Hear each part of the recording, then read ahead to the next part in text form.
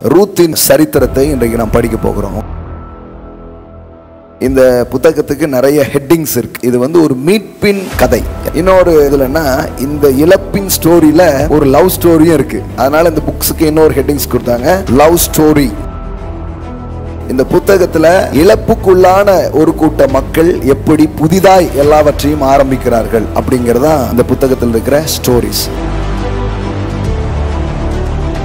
கர்த்தர் என்ன சொன்னாரு, வாழ்க்கையில இழப்புகள் ஏற்பட்டிருக்கலாம், ஆனா இழந்த நிலையிலே உன் வாழ்க்கை இருக்காரு. இழந்ததற்கும் மேலாய் உனக்கு நான் தருகிற தேவனாக நான் இருக்கிறேன். இந்த புத்தகத்தின் மூலமா தேவன் நிறைய காரியத்தை நம்மோடு அவர் பேசுறார். ஒன்று, வாழ்க்கையின் இழப்புகள் சரி செய்யப்பட முடியும். இழந்த சந்தோஷத்தை அவர் திரும்ப தர முடியும். இழந்த குடும்பத்தை அவர் திரும்ப தர முடியும். இழந்த பொருளாதாரத்தை திரும்ப தர முடியும். இழந்த பிசினஸ் திரும்ப தர முடியும். இழந்து போன நேரங்களை கூட அவர் உங்க வாழ்க்கையில மீட்டு தருகிற தேவனாக அவர் இருக்கிறார். Is a God of Redeemer. தேவனுக்கு அவர் எதுல ஸ்பெஷலிஸ்ட்னா மீட்பதிலே அவர் ஸ்பெஷலிஸ்டா இருக்கிறார். நீங்க ஒரு ப்ராப்ளத்துல இருக்கீங்க, ஒரு சிக்கல்ல இருக்கிறீங்க, ஏதோ ஒண்ணுல மாட்டிட்டு இருக்கீங்கன்னா தேவன் முதல்ல ஒண்ணு செய்வார். என்ன செய்வார் தெரியுமா? முதல்ல உங்களை அதுல இருந்து தூக்குவார். முதல்ல அதுல இருந்து உங்களை விடுவிப்பார். முதல்ல அதுல இருந்து உங்களை வெளியே கொண்டு வருவார். எனக்காக கடவுள் மனு அவதாரம் கொண்டு வந்தாரு. அப்படி அவதாரம் கொண்டு வரும்போது அவர் என்னவா வந்தாருன்னா சேவியர். நான் சொல்றேன், இயேசு உங்க வாழ்க்கைக்குள்ள நுழைஞ்சிருக்கிறார். அவருடைய பிரசன்னம் உங்க வாழ்க்கைக்குள்ள வந்திருக்கிறது. அவர் உங்க வாழ்க்கையில ஒரு செயலை இப்ப செஞ்சுக்கிட்டே இருக்கிறார். அதுக்கு பேர் மீட்பு. சில சொல்லுவாங்க, நீ முட்டாள்தனமா குடிச்சு நகையெல்லாம் இழந்து போயிட்ட, மீட்டு தருவாரா? ஆமாங்க, நான் முட்டாள்தனமா பண்ணத சரிப்படுத்துறதுக்கு தான் மீட்பர் வந்திருக்கிறார். நீ முட்டாள்தனமா வியாபாரம் பண்ணி இழந்து போயிருப்ப, உனக்கு அதுக்கு கடவுள் பொறுப்பா? ஆமா, என் கடவுள் அதுக்கு பொறுப்பேற்கிறார். என் கடவுள் என் முட்டாள்தனங்களுக்கு அவர் பதில் சொல்லுகிறார். That is the grace of God. கடவுள் ஒரு செயலில் இறங்கி இருக்கிறார். அந்த எந்த செயல் தெரியுமா? எந்த நிலையில நீங்க வாழணும்னு அவர் வச்சாரோ அந்த நிலையை விட்டு காணாம போயிட்டீங்களே, மறுபடியும் கண்டுபிடிச்சு உங்களை அந்த நிலையில வைக்கிற வரைக்கும் அவருடைய செயல் முடிவடையவே கிடையாது. லூக்கா 15ல 3 கதை சொல்றாரு இயேசு. அந்த 3 கதை மீட்பின் கதைகளாகவே இருக்கிறது. பாத்தீங்கன்னா, துட்டு காணாம போயிடுது, ஆடும் காணாம போயிடுது, மகனும் அப்பா விட்டு போயிடுறான், போனது திரும்ப வருது. அதான் கதை. இன்னைக்கு ஒரே லைன்ல சொல்றேன், போனது திரும்ப வருது, வர வைப்பார். ஆடு 99 இருக்குல்ல, ஒண்ணு தானே போனா போயிட்டு போகுது, போக கூடாது, வரணும். ஒரு வெள்ளி காசு தானே போனா போட்டும், கொண்டு வரணும். 2 பையன் இருக்காம்ல, ஒரு பையன் தானே வரணும், அவன் கண்டிப்பா வரணும். பைபிள் இருக்கிற எந்த கதாபாத்திரமும் போனால் போகட்டும் போடா கதாபாத்திரம் கிடையாது. இழப்பு என்னுடையது அல்ல, மீட்பு என்னுடையதா இருக்கிறது. நான் இழந்ததை திரும்ப பெறுவேன். கை சூம்பி போயிடுச்சுங்க, நீட்டுங்கிறார், வெளியே வாங்குறார், கை பெருசாயிடும். ஒரே வீட்டுல 3 விதவை இருக்கிறாங்க, நகோமி, ஓர்பால், ரூத். சூழ்நிலை எதுவா வேணாலும் இருக்கலாம். உங்கள் முடிவுகள் தேவனை நோக்கி இருக்கும் பொழுது சூழ்நிலைகளை மாற்ற முடியும். இழப்புக்கு உள்ளான ஒரு குடும்பம் மீண்டும் வாழ்க்கைப்படுகிறது. அவங்க இழந்தது உண்மைதான், அவங்க விட்டது உண்மைதான். இந்த விதவைக்கு தேவன் எப்படி பொட்டு வைத்தார், அதான் கதை. எப்படி வாழ வச்சாருங்கிறதான் கதை. இன்னைக்கு ஒரு டீச்சிங் ஸ்டார்ட் பண்ண போறோம். கிருபை செழிப்பை பற்றி நான் பேசினதுக்கு அப்புறம் சில நாட்கள் மீண்டும் கிருபையை குறித்து போதிக்க ஆரம்பித்தேன். இதுவும் கிருபையின் கீழே வருகிற ஒரு போதனை தான். ரூத்தின் சரித்திரத்தை இன்றைக்கு நாம் படிக்க போகிறோம். உங்கள் கையில் வச்சுருந்தீங்கன்னா பைபிளை திருப்பிக்கோங்க. The book of Ruth. இதிலிருந்து சில காரியங்களை நாம் கற்றுக்கொள்ள போகிறோம். ஸ்டடி மாதிரியும் பண்ண போகிறோம். அந்த ஸ்டடியில் நிறைய வார்த்தைகளை தேவன் அனுப்புவார். இந்த ரூத் புத்தகத்தை பற்றி வேதாகமத்தை ஆராய்ச்சி பண்ணுறவங்க என்ன சொல்கிறாங்க அப்படின்னா, there is no prophetic word in this book அப்படிங்கிறாங்க. இந்த ரூத் புத்தகத்தில் மட்டும் எந்த தீர்க்க தரிசன வார்த்தைகளுமே இல்லை அப்படிங்கிறாங்க. இது அவங்களுடைய கருத்து. ஆனால் பிரசங்கம் பண்ணும்போது நிறைய ப்ரொஃபெட்டிக் வேர்டை தேவன் உங்களுக்கு அனுப்புவார். ஆமாம், ஆமாம். ஸோ நிறைய ப்ரொஃபெட்டிக் வேர்டை அவர் உங்களுக்கு தருவார். ஒவ்வொரு புத்தகத்துக்கும் ஒரு திறவுகோல் வார்த்தை அப்படின்னு ஒன்று இருக்கும், கீ வேர்ட்ஸ் அப்படின்னு ஒன்று இருக்கும். எல்லாம் சொல்லுங்கள், திறவுகோல் வார்த்தை. அந்த திறவுகோல் வார்த்தை தான் அந்த புத்தகத்தின் ரொம்ப முக்கியமான ஒரு வார்த்தையாக இருக்குது. இப்போ நான் வந்து கிருபையை பற்றி, செழிப்பை பற்றி அல்லது வாழ்க்கையின் வெற்றிகளை குறித்து இப்போ ஆதியாகமத்திலேருந்து ஆரம்பிச்சேன்னு வச்சவங்களேன், எப்படியாவது முடிக்கிறதுக்கே ஒரு 5-6 வருஷம் ஆயிரும். புரியுதா உங்களுக்கு? அதுக்குள்ளே உங்கள் பிள்ளைங்க படித்து காலேஜெலாம் போய் இதாயிரும். அதனால் நம்ம என்ன பண்ணுவோன்னா, சீக்கிரமாக முடிக்கக்கூடிய சின்ன சின்ன புத்தகங்களாக எடுத்து என்ன பண்ணுவோம், செய்ய ஆரம்பிப்போம் அப்படின்னு யோசித்து தான் இந்த ரூத் புத்தகத்தை எடுத்துருக்கிறேன். இது மொத்தம் 4 சாப்டர் தான் இருக்குது. ஓகே, நிறைய பெயர்கள் இந்த புத்தகத்தில் இருக்குது. இந்த புத்தகத்தில் இருக்கிற ஒவ்வொரு பேரை வச்சு ஒரு நாள் ஸ்டடி பண்ணலாம். ஒவ்வொரு பேருக்கும் ஒவ்வொரு மீனிங் இருக்குது. அந்த மீனிங் பற்றி அந்த மீனிங்கை வச்சு மட்டுமே என்ன பண்ணலாம், நாம் படிக்கலாம். 4 அதிகாரம் தான். ஒரு வாட்டி வாசித்தீங்கன்னா ஈஸியாக என்ன பண்ணி முடிஞ்சிடும். ஒரு அற்புதமான ஸ்டோரி. இந்த புத்தகத்துக்கு நிறைய ஹெட்டிங்ஸ் இருக்குது. என்ன ஹெட்டிங்ஸ்லாம்னா, இது வந்து ஒரு மீட்பின் கதை. எல்லாம் சொல்லுங்கள், மீட்பின் கதை. redemptive stories, the story of redemption, the story of redemption. அதாவது இழப்புக்கு உள்ளாகிற மனிதர்கள் எப்படி மீண்டும் மீட்புக்குள்ளாக வருகிறார்கள் என்பதுதான் இந்த புத்தகத்தினுடைய story. So story of redemption. இன்னொரு இதில்னா, இந்த இழப்பின் ஸ்டோரியில் ஒரு லவ் ஸ்டோரியும் இருக்குது. இவ்வளவு அடி, இவ்வளவு பாதிப்பு, அதுக்கு நடுவில் என்னவும் இருக்குது, ஒரு லவ் ஸ்டோரி. அது அதனால் இந்த புக்ஸுக்கு இன்னொரு ஹெட்டிங்ஸ் கொடுத்தாங்க, லவ் ஸ்டோரி அப்படின்னு சொல்கிறாங்க. இந்த புத்தகத்துக்கான ஹெட்டிங்ஸ் எல்லாம் சொல்லுங்கள், ரிடம்டிவ் அண்ட் லவ் ஸ்டோரிஸ். ஆமென். மீட்பின் புஸ்தகம், மீட்பின் கதை, அல்லது அந்த மீட்புக்குள்ளாக நடந்த சில காதல் கதை அப்படின்னு என்ன பண்ணலாம், இந்த புத்தகத்துக்கு டைட்டில் கொடுக்கலாம். இந்த புத்தகம் வேதாகமத்தில் 8வது புத்தகமாக வருகிறது. எத்தனாவது புத்தகம்? 8. Number 8 means new beginning. 8ன்னு அர்த்தம் புதிய ஆரம்பம். இந்த புத்தகத்தில் இழப்புக்குள்ளான ஒரு கூட்ட மக்கள் எப்படி புதிதாய் எல்லாவற்றையும் ஆரம்பிக்கிறார்கள் அப்படிங்கிறதான் இந்த புத்தகத்தில் இருக்கிற ஸ்டோரிஸ். எப்போவுமே ஒன்று தெரிஞ்சுக்கோங்க, வாழ்க்கையில் எதையாவது இழந்து போயிட்டோன்னா வாழ்க்கை அதோடு முடிஞ்சு போயிடுறது இல்லை. ஆமேன். சத்தமாக சொல்லுங்கள், எதையாவது இழந்து போயிருந்தீங்கன்னா அதோடு முடிஞ்சு போகிறது இல்லை. எல்லாம் சொல்லுங்கள், இழப்புக்கு பின்னும் வாழ்க்கை உண்டு. ஆமேன்.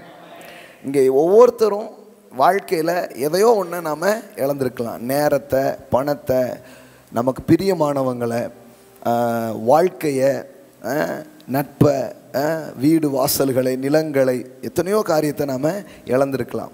அப்படி இழக்காத மனிதர்கள்னு யாருமே கிடையாது. ஆனால் இழப்பு தான் வாழ்க்கை அப்படின்னு நீங்கள் உட்கார்ந்துருக்க வேண்டியதும் இல்லை. இப்போது ஒரு பெண் வந்து புத்தர்கிட்ட போய், என் பையன் இறந்து போயிட்டான், அவனை உயிரோடு எழுப்பித்தாங்க அப்படின்னு கேட்டான். அப்போது புத்தர் வந்து சொன்னாரா, சரி, ஆனால் யார் வீட்டில் சாவு நடக்கலையோ அவங்க வீட்டில் போயிட்டு கொஞ்சம் கடுகு வாங்கிட்டு வா அப்படின்னு சொல்லி என்ன பண்ணாராம், அனுப்புனாராம். அந்த அம்மா போயிட்டு ஒவ்வொரு வீட்லேயே கடுகு கடிச்சா எட்டு வரதுக்கு போனாங்களாம். உங்கள் வீட்டில் மரணமே நடக்கல இருந்தால் நான் வாங்கிக்கிறேன் அப்படின்னாங்களாம். கடைசியில் பார்த்தா எல்லார் வீட்லேயும் என்ன நடந்திருக்கு, அது நடந்திருக்கு. அதனால் அந்த பெண் திரும்பி வந்துட்டா, எல்லார் வீட்லேயுமே நடந்திருக்கு. உடனே புத்தர் சொன்னார், இதுதாம்மா வாழ்க்கை, ஏற்றுட்டு போ அப்படின்னாராம். இப்போது இந்த மாதிரி சொல்கிறது வந்து பைபிளுடைய செய்தி கிடையாது. அது ஒரு யதார்த்தத்தை கொஞ்சம் சரி வாழ்க்கையில் இழப்புங்கிறது உண்டு இல்லையா அப்படின்ட்டு அதுவும் ஒரு பகுதி அப்படின்னு ஏற்றுக்கொண்டு போவது என்பது வேறு. இழப்பிலிருந்து நம்மை தூக்கி மீட்டு இழந்ததுக்கு மேலாய் உங்களுக்கு தருகிற ஒரு வாழ்க்கையை குறித்து இந்த வேத வசனம் போதிக்கிறது. ஆமென். வெளியில் கேட்டிங்கன்னா வீட்டுக்கு வீடு வாசப்படி. யார் வீட்டில் தான் இழப்பு இல்லை, யாருக்கு தான் கஷ்டம் இல்லை, யாருக்கு தான் துன்பம் இல்லை, யாரு தான் தோற்று போகலை, யாருக்கு தான் இதாகலை. உனக்கும் கீழே உள்ளவர் கோடி, நினைத்து நாளும் நிம்மதி நாடு மனமே அப்படின்னு கண்ணதாசன் சொன்னாராம். நான் பேசுறது கர்த்தர் சொன்னது.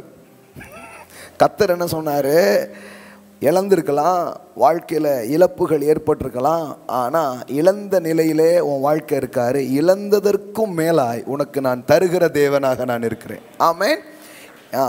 எதெல்லாம் லூஸ் பண்ணியிருக்கிறியோ, எதெல்லாம் உன் வாழ்க்கையை விட்டு போயிருக்குதோ, அதுக்கெல்லாம் அதை ரெட்டிப்பாகவோ அல்லது ஏலத்தனையாகவோ அல்லது நூறத்தனையாகவோ உனக்கு நான் திரும்ப தருகிற தேவன் என்று சொல்றதுக்கு தான் இப்படி ஒரு புத்தகத்தை அவர் எழுதி வச்சிருக்கிறார். ஆமென்.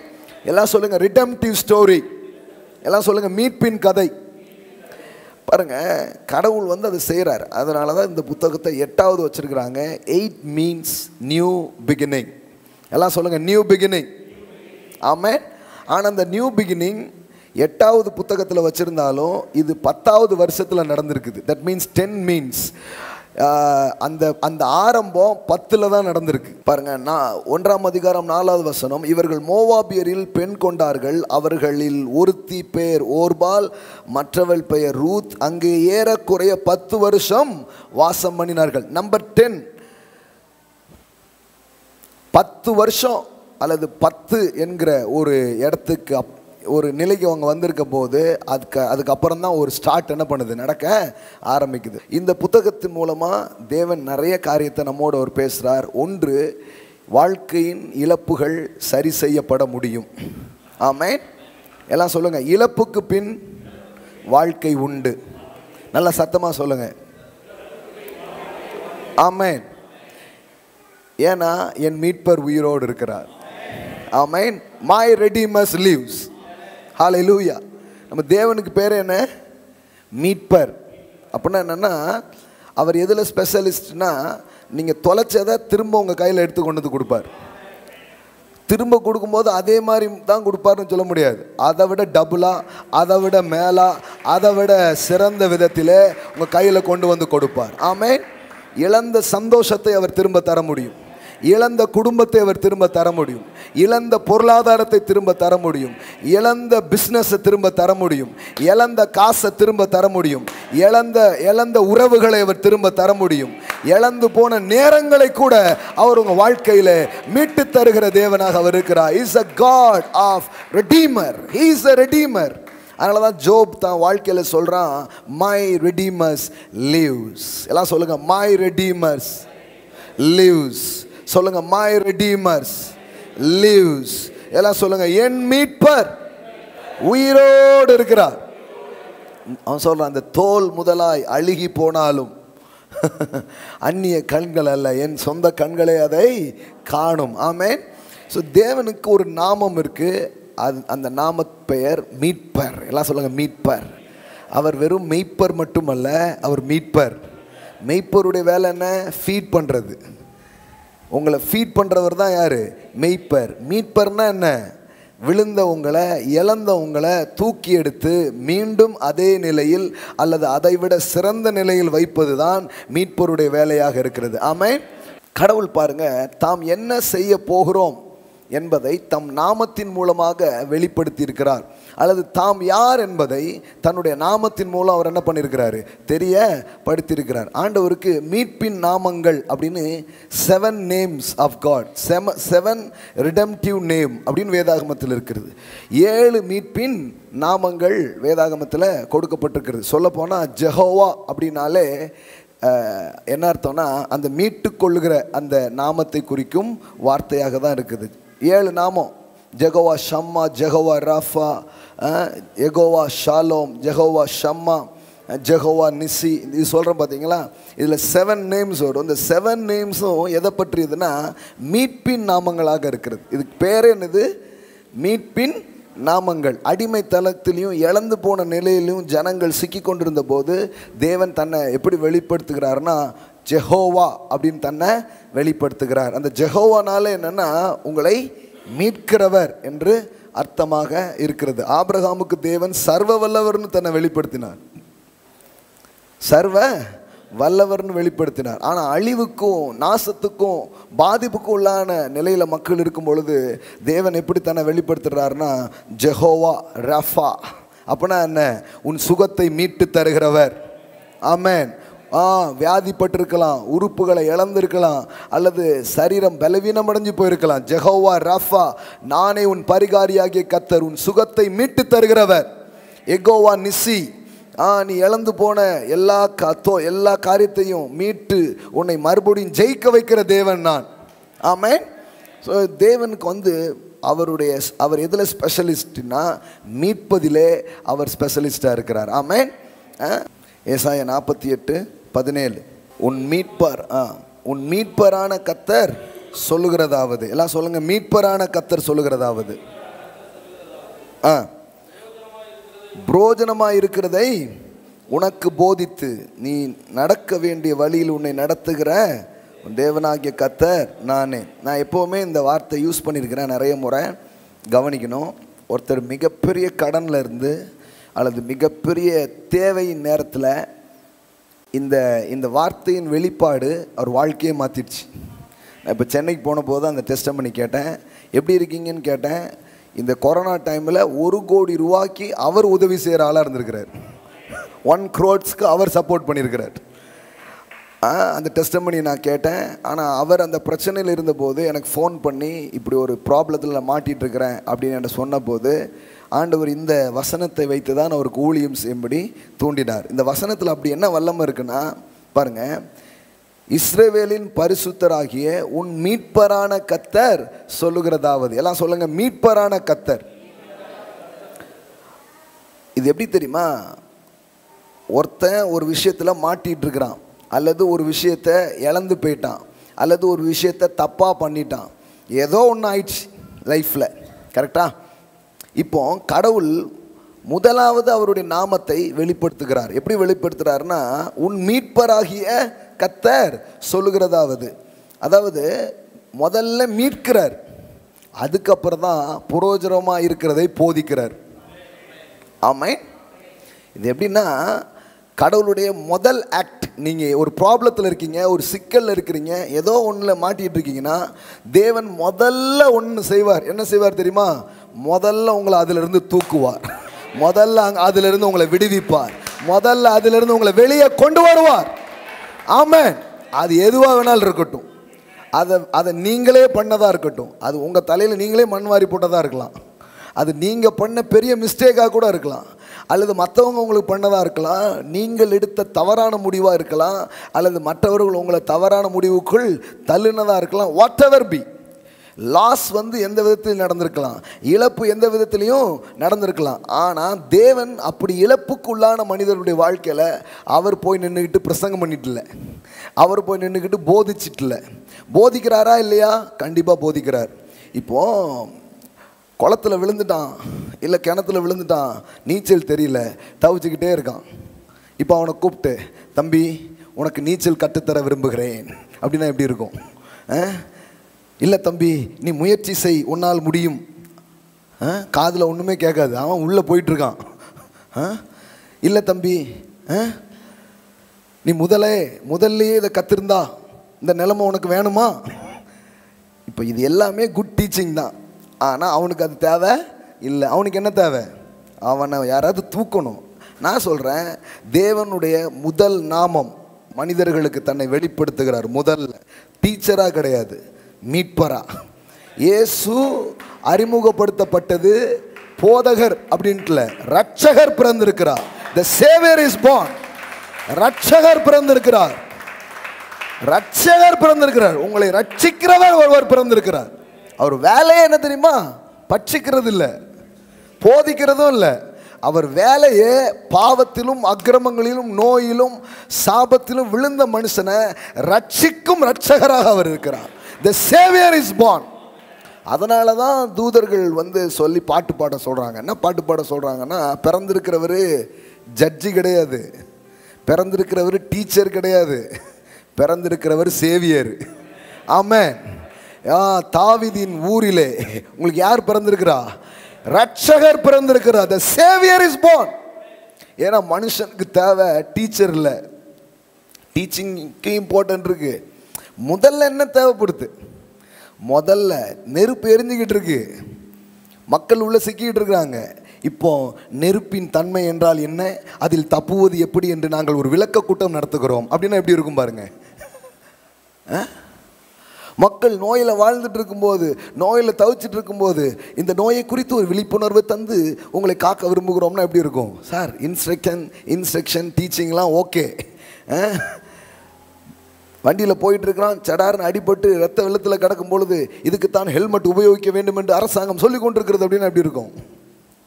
108க்கு அடிக்கணும், தூக்கிட்டு போகணும். முதல்ல காக்கிறதுக்கு என்ன உண்டோ அதை செய்யணும். ரத்தம் போயிட்டு இருக்கும்போது தம்பி நீ ஹெல்மெட் போட்டிருக்க வேண்டாமா அப்படின்னு எப்படி இருக்கும் பாருங்க. யோசிச்சு பாருங்க. மனிதர்களே அப்படி செய்வதில்லை.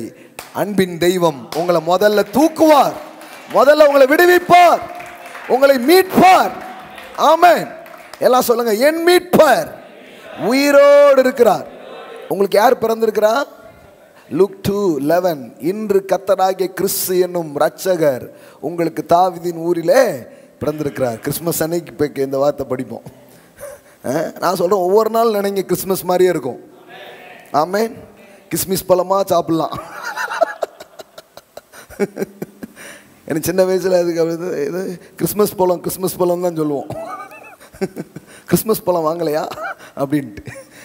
எல்லாம் சொல்லுங்க, இரட்சகர் பிறந்திருக்கிறார். எனக்காக கடவுள் மனு அவதாரம் கொண்டு வந்தார். அப்படி அவதாரம் கொண்டு வரும்போது அவர் என்னவா வந்தாருன்னா சேவியர். ஆமென். சேவியர் தான், டீச்சர் கிடையாது, ஜட்ஜி கிடையாது, எதுவுமே கிடையாது. சேவியருடைய வேலை என்ன தெரியுமா? என்னை காப்பாற்றுறது, என்னை தூக்குவது, என்னை சுகமாக்குவது, என்னை விடுவிப்பது. ஆமென். அதுதான் அவருடைய முதல் வேலை. அதை செய்யாம வேற எந்த செயலும் அவர் செய்யறதில்லை. நான் சொல்றேன், இயேசு உங்க வாழ்க்கைக்குள்ள நுழைஞ்சிருக்கிறார். அவருடைய பிரசன்னம் உங்க வாழ்க்கைக்குள்ள வந்திருக்கிறது. அவர் உங்க வாழ்க்கையில வந்து ஒரு செயலை இப்ப செஞ்சுக்கிட்டே இருக்கிறார். அதுக்கு பேர் மீட்பு, அதுக்கு பேர் விடுதலை, அதுக்கு பேர் உங்களை தூக்குவது, உங்களை விடுவிக்கும் ஒரு செயலை அவர் செய்து கொண்டிருக்கிறார். ஆமென். இதெல்லாம் பண்ணுவார். அப்படியே தூக்கி விடுவிச்சு ரிலாக்ஸ்டா வச்சுட்டு அப்புறமா சில காரியத்தை சொல்லி கொடுப்பார். ஆமென்.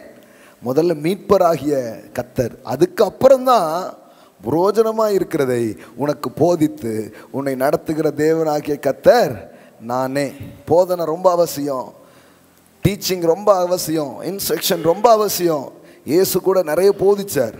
ஆனால் அவர் போதிக்கிறதை பிரதானமாக செய்யலை. ஒரு போதகர் பிறந்திருக்கிறார் அப்படி சொல்ல, அப்படி சொன்னாங்களா? நிறைய பேர் அவர் அப்படி கூப்பிட்டாங்க, போதகரே அப்படின்னு கூப்பிட்டாங்க. அவங்களுக்கெல்லாம் போதனை பண்ணார். ரட்சகரேன்னு கூப்பிட்டவங்களாம் ரட்சித்துட்டார். ஆமென். அல்லேலூயா. எல்லாம் சொல்லுங்க, ரட்சகர், மீட்பர். ஆமென். எஸ், தேவனுடைய ஆக்ட் அதுதான் பாருங்க. இன்னைக்கு மாலையில் இதை கேட்கும்போது உங்கள் வாழ்க்கையில் கடவுள் ஒரு செயலை செய்ய விரும்புகிறார். த ரிடம்டிவ் ஆக்ட், த ரிடம்டிவ் ஆக்ட். அவங்களை மீட்கும்படியான ஒரு காரியத்தை அவர் பண்ணுகிறார். ஏன்னா நமக்கு மீட்பு நமக்கு சொந்தமாக இருக்குது. ஏன்னா நம்மை மீட்கும் ஒரு கிரயமாகத்தான் கிறிஸ்து கொடுக்கப்பட்டிருக்கிறார். அதனால தான் வேதம் சொல்லுகிறது, நீங்கள் பொன்னினாலும் வெள்ளியினாலும் மீட்கப்படாமல் விலையேற பெற்ற இரத்தத்தால் உங்களை மீட்டு கொண்டிருக்கிறார். அப்போ ரத்தம் சிந்துதல் கூட எதுக்கு நடந்ததுன்னா உங்களை மீட்டு கொள்ளும்படியாகவே ரத்தம் சிந்தப்பட்டிருக்கிறது. ஆமென். அல்லேலூயா. எல்லாம் சொல்லுங்க, இரத்தத்தின் வல்லமை, சிந்தப்பட்ட இரத்தம் என் வாழ்க்கையின் இழப்புகளை சரிப்படுத்துகிறது. என் வாழ்க்கையிலே நான் இழந்த காரியங்களை ஆட்டுக்குட்டியின் இரத்தம், இயேசு கிறிஸ்துவின் இரத்தம் மீட்டு தருகிறது. அது மீட்கும் பொருளாக எனக்காக கொடுக்கப்பட்டது.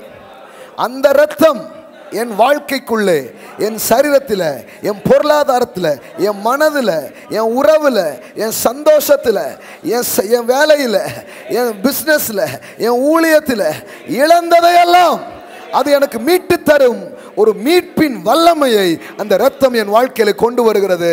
எனக்கு மீட்பு சொந்தமாக இருக்கிறது, உங்களுக்கு மீட்பு சொந்தமாக இருக்கிறது. ஆமென். அல்லேலூயா. கடவுளுடைய முதல் ஆக்ட் எது? The redemptive act. My Redeemer lives. Amen. Hallelujah. கவலைப்படாதீங்க.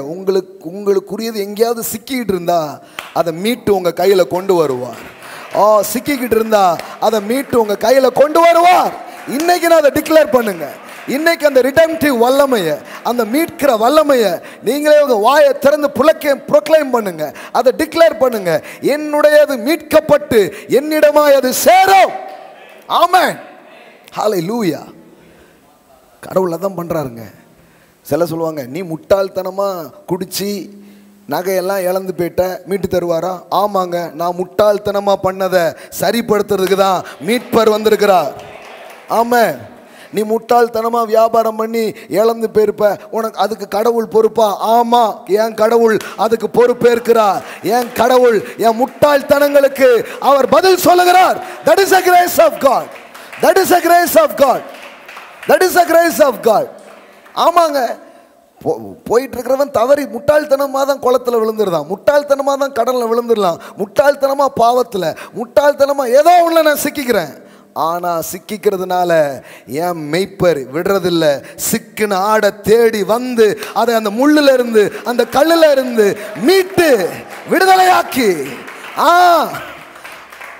என்ன பண்ணுறாரு பாருங்க. நம்ம என்ன நினைக்கிறோம், சில பேரண்ட்ஸு ஆண்டவரை புரிஞ்சுக்கிறதே இல்லை பாருங்க, அவருடைய மீட்பின் தன்மையை புரிஞ்சுக்கிறதே இல்லை. விழுந்த பிள்ளைய போய் அடிப்பாங்க, பார்த்துருக்கீங்களா நீங்கள்? அதுவே விழுந்துட்டு தெரியாம சிலர் அப்படி இருக்காங்க. பார்த்து போவியா, அதுவே விழுந்துருக்கு, விழுந்தது தொடச்சி எடுத்து கொஞ்சம் கரெக்டாக பண்ணால் விழுந்த பிள்ளைய அடிக்கிற மாதிரி சில பேர் நினச்சிக்கிறாங்க கடவுள் அவர் அப்படின்னு. இல்லைங்க, அவர் மந்தையில் உள்ள ஆடு தான் காணாமல் போயிடுச்சு, வழி மாறி போயிடுச்சு, எதையோ பார்த்து போயிடுச்சு, கொழுப்பு எடுத்து போயிடுச்சு. ஆமாம், சொல்லாமே போயிடுச்சு. போனால் எங்கேயோ போய் சிக்கிக்கிட்டு சுற்றிலும் முள் எல்லாத்துலேயும் சிக்கிக்கிட்டு கிடக்கு. திரும்பி எங்கே இருக்கிறேன்னு தெரியல, திருப்பி எப்படி போகிறதுன்னு தெரியல. இதை தான் இன்றைக்கி சாயங்காலம் சொல்ல விரும்புகிறேன். எங்கே இருக்கீங்கன்னு தெரியல, எப்படி வெளியே வரணும்னு தெரியல.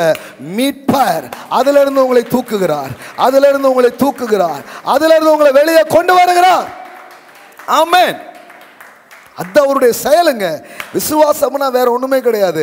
அவரின் செயலின் மேல் நீங்கள் வைக்கும் நம்பிக்கைக்கு பெயர் தான் விசுவாசமாக இருக்கிறது. Amen. Yes, faith is nothing but is believing the works of God, the believing the redemptive works of God. தேவனுடைய மீட்பின் செயலின் மேல நீங்க வைக்கிற நம்பிக்கைக்கு பேர் தான் விசுவாசமா இருக்கிறது. ஆமென். அது கரெக்டா இருந்தா அவர் மீட்பார், அப்படி கிடையாது. கரெக்டா இருந்தா தான் இழந்தே போயிருக்க மாட்டோமே. ஹலோ, கரெக்டாக இருந்தால் தான் இழப்பே கிடையாது. ஃபினான்ஷியல் ஏதோ மேனேஜ் பண்ண தெரியல, பொருளாதாரத்தை ஏதோ கையால் தெரியல, இழந்துட்டோம். செய்ய வேண்டியதை ஒழுங்காக செய்யலை, அதனால் ஒரு நஷ்டம், அதனால் கஷ்டம், அதனால் அவமானம், அதனால் இழப்பு, அதை சரி கெடுத்து இன்னொன்று எடுத்து இன்னொரு இழப்பு. இப்படி தான் மனிதர்கள் போய் மாட்டிக்கிறாங்க, முள்ளுக்குள்ளே கல்லுக்குள்ளே அப்படியே சிக்கி. இப்போ என்ன பண்ணுவார் மீட்பர்? லூக்கா 15 3 கதை சொல்கிறார் இயேசு. 3 ஸ்டோரிஸ். அந்த 3 கதையும் லூக்கா 15 சொல்லப்பட்டிருக்கிற அந்த 3 கதையும் மீட்பின் கதைகளாகவே இருக்கிறது. லூக் சாப்டர் 15 முதல்ல காணாமல் போன ஆடு, எல்லாம் சொல்லுங்க ஆடு. 15ஆம் அதிகாரம் 1வது வசனத்திலிருந்து படிக்கிறேன். சகல ஆயக்காரரும் பாவிகளும் அவருடைய வசனங்களை கேட்கும்படி அவரிடத்தில் வந்து சேர்ந்தார்கள். ஆடியன்ஸ் பாருங்க யாரெல்லான்ட்டு. ஆயக்காரர்கள், பாவிகள். அப்பொழுது பரிசேயரும் வேதபாரகரும் முறுமுறுத்து, இவர் பாவிகளை ஏற்றுக்கொண்டு அவர்களோடு சாப்பிடுகிறார் என்றார்கள். இந்த மதவாதிகளுக்கு நறுக்குன்னு வலிக்கிற மாதிரி 3 கதை சொல்றாரு, சுருக்குன்னு ஏறுற மாதிரி 3 கதை சொல்றாரு. புரியுதா உங்களுக்கு? 3 கதை. ஏன்னா இவர் ரட்சகருங்கிறதே இவங்களுக்கு விளங்கல. இவங்க என்ன நினச்சிக்கிட்டாங்க, யோகியருக்காக கடவுள் வந்தார் அப்படின்னு நினச்சிக்கிட்டாங்க. எல்லாம் கரெக்டாக இருக்கணும், சுத்தபத்தமாக இருக்கணும், சரியாக இருக்கணும், நாங்கள் ரொம்ப கரெக்ட் அப்படின்னு யோசித்தே இருக்கிறாங்க. அவங்க தான் இந்த ஆயக்காரர்கள், சாரி இந்த பரிசேயர்கள். ஆயக்காரர்கள் பாவிகள். அவங்க வந்து யார் ஆயக்காரன்னு இருக்குது? டாக்ஸ் கலெக்டர், அப்புறம் சின்னர்ஸ், அப்புறம் பரிசேயர், வேதபாரகர். இவங்க தான் முறுமுறுக்கிறவங்க, இவங்க தான் மதவாதிகள். இவங்க தான் மதவாதிகள். இவங்க 3 இவங்களுக்கு கடவுளுடைய இருதயம்னா என்ன? What is father's heart? Who is God is? What is his original nature? அவருடைய செயல் என்ன? இந்த பாவம் நிறைஞ்ச இந்த மனுஷங்களுக்குள்ளாக சிக்குண்டு இருக்கிற அந்த மனுஷனுக்கு அவர் என்ன செய்ய நினைக்கிறார்? போட்டு அடிக்க விரும்புகிறாரா? கொல்ல விரும்புகிறாரா? இல்லை என்ன பண்ண விரும்புகிறார்? இதை அவங்களுக்கு புரிகிற மாதிரி சொல்ல ஆசைப்படுறாரு. சுற்றிலும் பாவிகள்னு போட்டிருக்கு. ஏன் அப்படி தனியாக போட்டிருக்குன்னா எல்லாருமே பாவிகள் தானே. அப்புறம் ஏன் பாவிகள்னு ஒரு லிஸ்ட்டு போட்டிருக்குன்னா, இந்த ஆயக்காரர் பரிசெயர் இருக்காங்களே, பரிசெயர் வேதபாரர் இருக்காங்க பார்த்தீங்களா, அவங்க நாங்கள்லாம் யோகியம்னு நினைக்கிறவங்க. அதனால தான் தனியாக அதை ஒரு கேட்டகரி பண்ணி போட்டிருக்கு. இப்போ கவனிங்க, அவர்களுக்கு அவர் சொன்ன ஓமையாவது, உங்களில் ஒரு மனுஷன் 100 ஆடுகளை உடையவனாக இருந்து அவைகளில் ஒன்று காணாமற் போனால் 99 ஆடுகளை வனாந்தரத்தில் விட்டு காணாமல் போன ஆட்டை கண்டுபிடிக்கும் அளவும் தேடி திரியானோ? எல்லாம் சொல்லுங்க, காணாமல் போன ஆடு எப்படி போச்சு தெரியல, ஏதோ மிஸ் ஆயிடுச்சு, தொலைந்து போன ஆடு, காணாமல் போன ஆடு. ஆனால் மெய்ப்பருடைய வேலை என்னவா இருக்குது? காணாமல் போன ஆட்டை கண்டுபிடிக்கும் அளவும் தேடி திரியானோ. Thank you Holi spirit. இன்னைக்கு சாயங்காலம் நான் உங்களுக்கு சொல்கிறேன், கடவுள் ஒரு தேடலில் இறங்கி இருக்கிறார். கடவுள் ஒரு செயலில் இறங்கியிருக்கிறார். அந்த எந்த செயல் தெரியுமா? எந்த நிலையில் நீங்கள் வாழணும்னு அவர் வச்சாரோ அந்த நிலையை விட்டு காணாமல் போயிட்டீங்களே, மறுபடியும் கண்டுபிடிச்சி உங்களை அந்த நிலையில் வைக்கிற வரைக்கும் அவருடைய செயல் முடிவடைகிறதே கிடையாது. அவருடைய செயல் முடிவடைகிறதே கிடையாது. அவர் தேடிக்கொண்டே இருக்கிறார். கண்டுபிடிக்கும் அளவும் தேடுவார். ஆமென். நான் சொல்கிறேன், விடமாட்டார். ஆவியானவர் விடமாட்டார். மேய்ப்பர் விடமாட்டார். எது வரைக்கும்? அங்கே பாருங்க, காணாமல் போன ஆட்டை கண்டுபிடிக்கும் அளவும் தேடி திரியானோ. எல்லாம் சொல்லுங்க, கண்டுபிடிக்கும் அளவும். அப்படின்னா என்ன? அது வரைக்கும் விடுறதா ஐடியாவே இல்லை. விடுறதா நீங்கள் பிடிச்சிக்கோங்கிறது இல்லை. அவர் விடமாட்டார். அவர் விடமாட்டார். அதான் கிருபைங்க. நீங்கள் பிடிச்சிக்கோங்க. நீ எப்படியாவது அந்த மெய்ப்பனை கண்டுபிடிச்சிருந்த ஆட்டுக்கு சொல்லிட்டு இருந்தா எப்படி இருக்கும்? அதுதான் வழி தெரியாமல் நின்றுட்டு இருக்கு, முழிச்சுக்கிட்டு இருக்கு. எப்படியோ வந்துட்டேன், என்ன எங்கே போவேன்னு எனக்கு தெரியல. ஆனால் தேவனுடைய மீட்பின் செயல் என்னன்னா, காணாமல் போன ஆட்டை கண்டுபிடிக்கும் அளவும் தேடி திரி ஆனோ. மீட்பில் பெரிய ஒரு நம்பிக்கை. இந்த ஆட்டை எப்படியாவது அந்த மெய்ப்பன் என்ன பண்ணுவான்? கண்டுபிடிக்கிறான், தேடி திரிகிறான். எப்படியாவது கண்டுபிடித்த பின், எல்லாம் சொல்லுங்க, கண்டுபிடித்த பின்பு அவன் சந்தோஷத்தோடு அதை தன் தோள்களின் மேல் போட்டுக்கொண்டு. மீட்பின் அந்த பூரணத்தை அல்லது மீட்பின் அந்த செயலை நீங்கள் அனுபவிக்கும் போது நீங்கள் சந்தோஷப்படுறதை விட தேவன் அதிகமாய் சந்தோஷப்படுகிறார். ஆமென். தேவன் ரொம்ப சந்தோஷப்படுறாருங்க. ஆமென். அதை தான் அங்கே சொல்லப்பட்டிருக்குது. அவன் சந்தோஷத்தோடு அதை தன் தோள்களின் மேல் போட்டுக்கொண்டு. நல்லா கவனிங்க, காணாமல் போன ஆட்டை மேய்ப்பன் கண்டுபிடிச்சி, போவியா பட்டியை விட்டு போவியா அப்படின்னு அதை போட்டு அடின்னு என்ன பண்ணுறதில்ல, அடிக்கிறது இல்லை. அவன் என்ன பண்ணுறான்? கண்டுபிடிச்சி அதை சந்தோஷத்தோடு தன் தோளின் மேல் போட்டுக்கொண்டு வீட்டுக்கு வந்து தன் சிநேகிதரையும் அயலகத்தாரையும் கூட வரவழைத்து, காணாமல் போன என் ஆட்டை கண்டுபிடித்தேன், என்னோடு கூட சந்தோஷப்படுங்கள் என்பான் அல்லவோ. அப்படி சொல்லிட்டு இப்போ இன்டர்பிரேஷன் அவரே சொல்கிறார். அதுபோல மனம் திரும்ப அவசியம் இல்லாத, அங்கே இருக்கிறாங்க வேதபார பரிசு கொஞ்சம் பேர், மனம் திரும்ப அவசியம் இல்லாத 99 நீதிமான்களை குறித்து சந்தோஷம் உண்டாயிருக்கிறதை பார்க்கிலும் மனம் திரும்புகிற ஒரே பாவி நிமித்தம் பரலோகத்தில் மிகுந்த சந்தோஷம் உண்டாயிருக்கும் என்று உங்களுக்கு சொல்லுகிறேன். ஆமென். இப்போ சர்ன்னு ஏறுது. கொஞ்சம் பேர் உட்கார்ந்துருக்காங்களே அவங்களுக்கு, என்னங்க இது, பாவிகளுக்காக தான் வந்தேங்கிறாரு, காணாமல் போன ஆட்டை தான் தேடுறேங்கிறாரு அப்படின்னு யோசிச்சுட்டே இருக்காங்க. இவங்களுக்கு இது பத்தாது. அடுத்த ஸ்டோரி, அடுத்தது ரிடம்டிவ் ஸ்டோரி தான் பாருங்க. அன்றியும் ஒரு ஸ்திரீ 10 வெள்ளிக்காசை உடையவளாய் இருந்து அதில் ஒரு வெள்ளிக்காசு காணாமல் போனால் விளக்கை கொளுத்தி வீட்டை பெருக்கி அதை கண்டுபிடிக்கிற வரைக்கும் ஜாக்கிரதையாய் தேடாமல் இருப்பாளா? சிலர் பார்த்துருக்கீங்களா? 1 ரூபா காயினோடு அவங்க உருண்டு போயிட்டு இருப்பாங்க.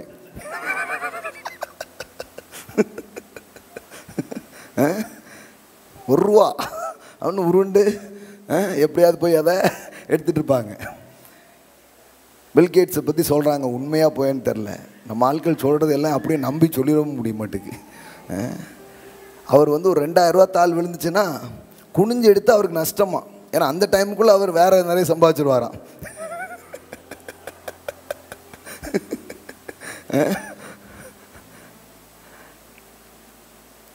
காணாமல் போன அந்த துட்டை கண்டுபிடிக்கிற வரைக்கும் அவ பாருங்க என்ன பண்ணுறா. எல்லாம் சொல்லுங்கள், விளக்கை கொளுத்தி வீட்டை பெருக்கி. இங்கேயும் பார்த்தீங்கன்னா அதை கண்டுபிடிக்கிற வரைக்கும் ஜாக்கிரதையாக தேடாமல் இருப்பாளோ. கண்டுபிடித்த பின்பு தன் சிநேகிதரையும் அயல் வீட்டுக்காரிகளையும் கூட வரவழைத்து, காணாமல் போன காசை கண்டுபிடித்தேன், என்னோடு கூட சந்தோஷப்படுங்கள் என்பால் அல்லவா. அடுத்த ஸ்டோரி, ஒரு பையன் அப்பா கிட்ட சொத்தை பிரித்து வாங்கிட்டு அப்பாவை விட்டு என்ன பண்ணுறான், தூரமாக போய் துன்மார்க்கமாக வாழ்ந்து திரும்ப அவன் வர்றான். அப்படி திரும்பி வருகிற மகனுக்காய் காத்திருந்து அந்த மகனை ஏற்றுக்கொள்கிற ஒரு அப்பாவை பற்றிய கதையை அவர் இங்கே சொல்லுகிறார். நல்லா கவனிங்க, 3மே மீட்பின் கதை. எல்லாம் சொல்லுங்கள் மீட்பு. எல்லாம் சொல்லுங்கள் ஆடு, துட்டு, மகன்.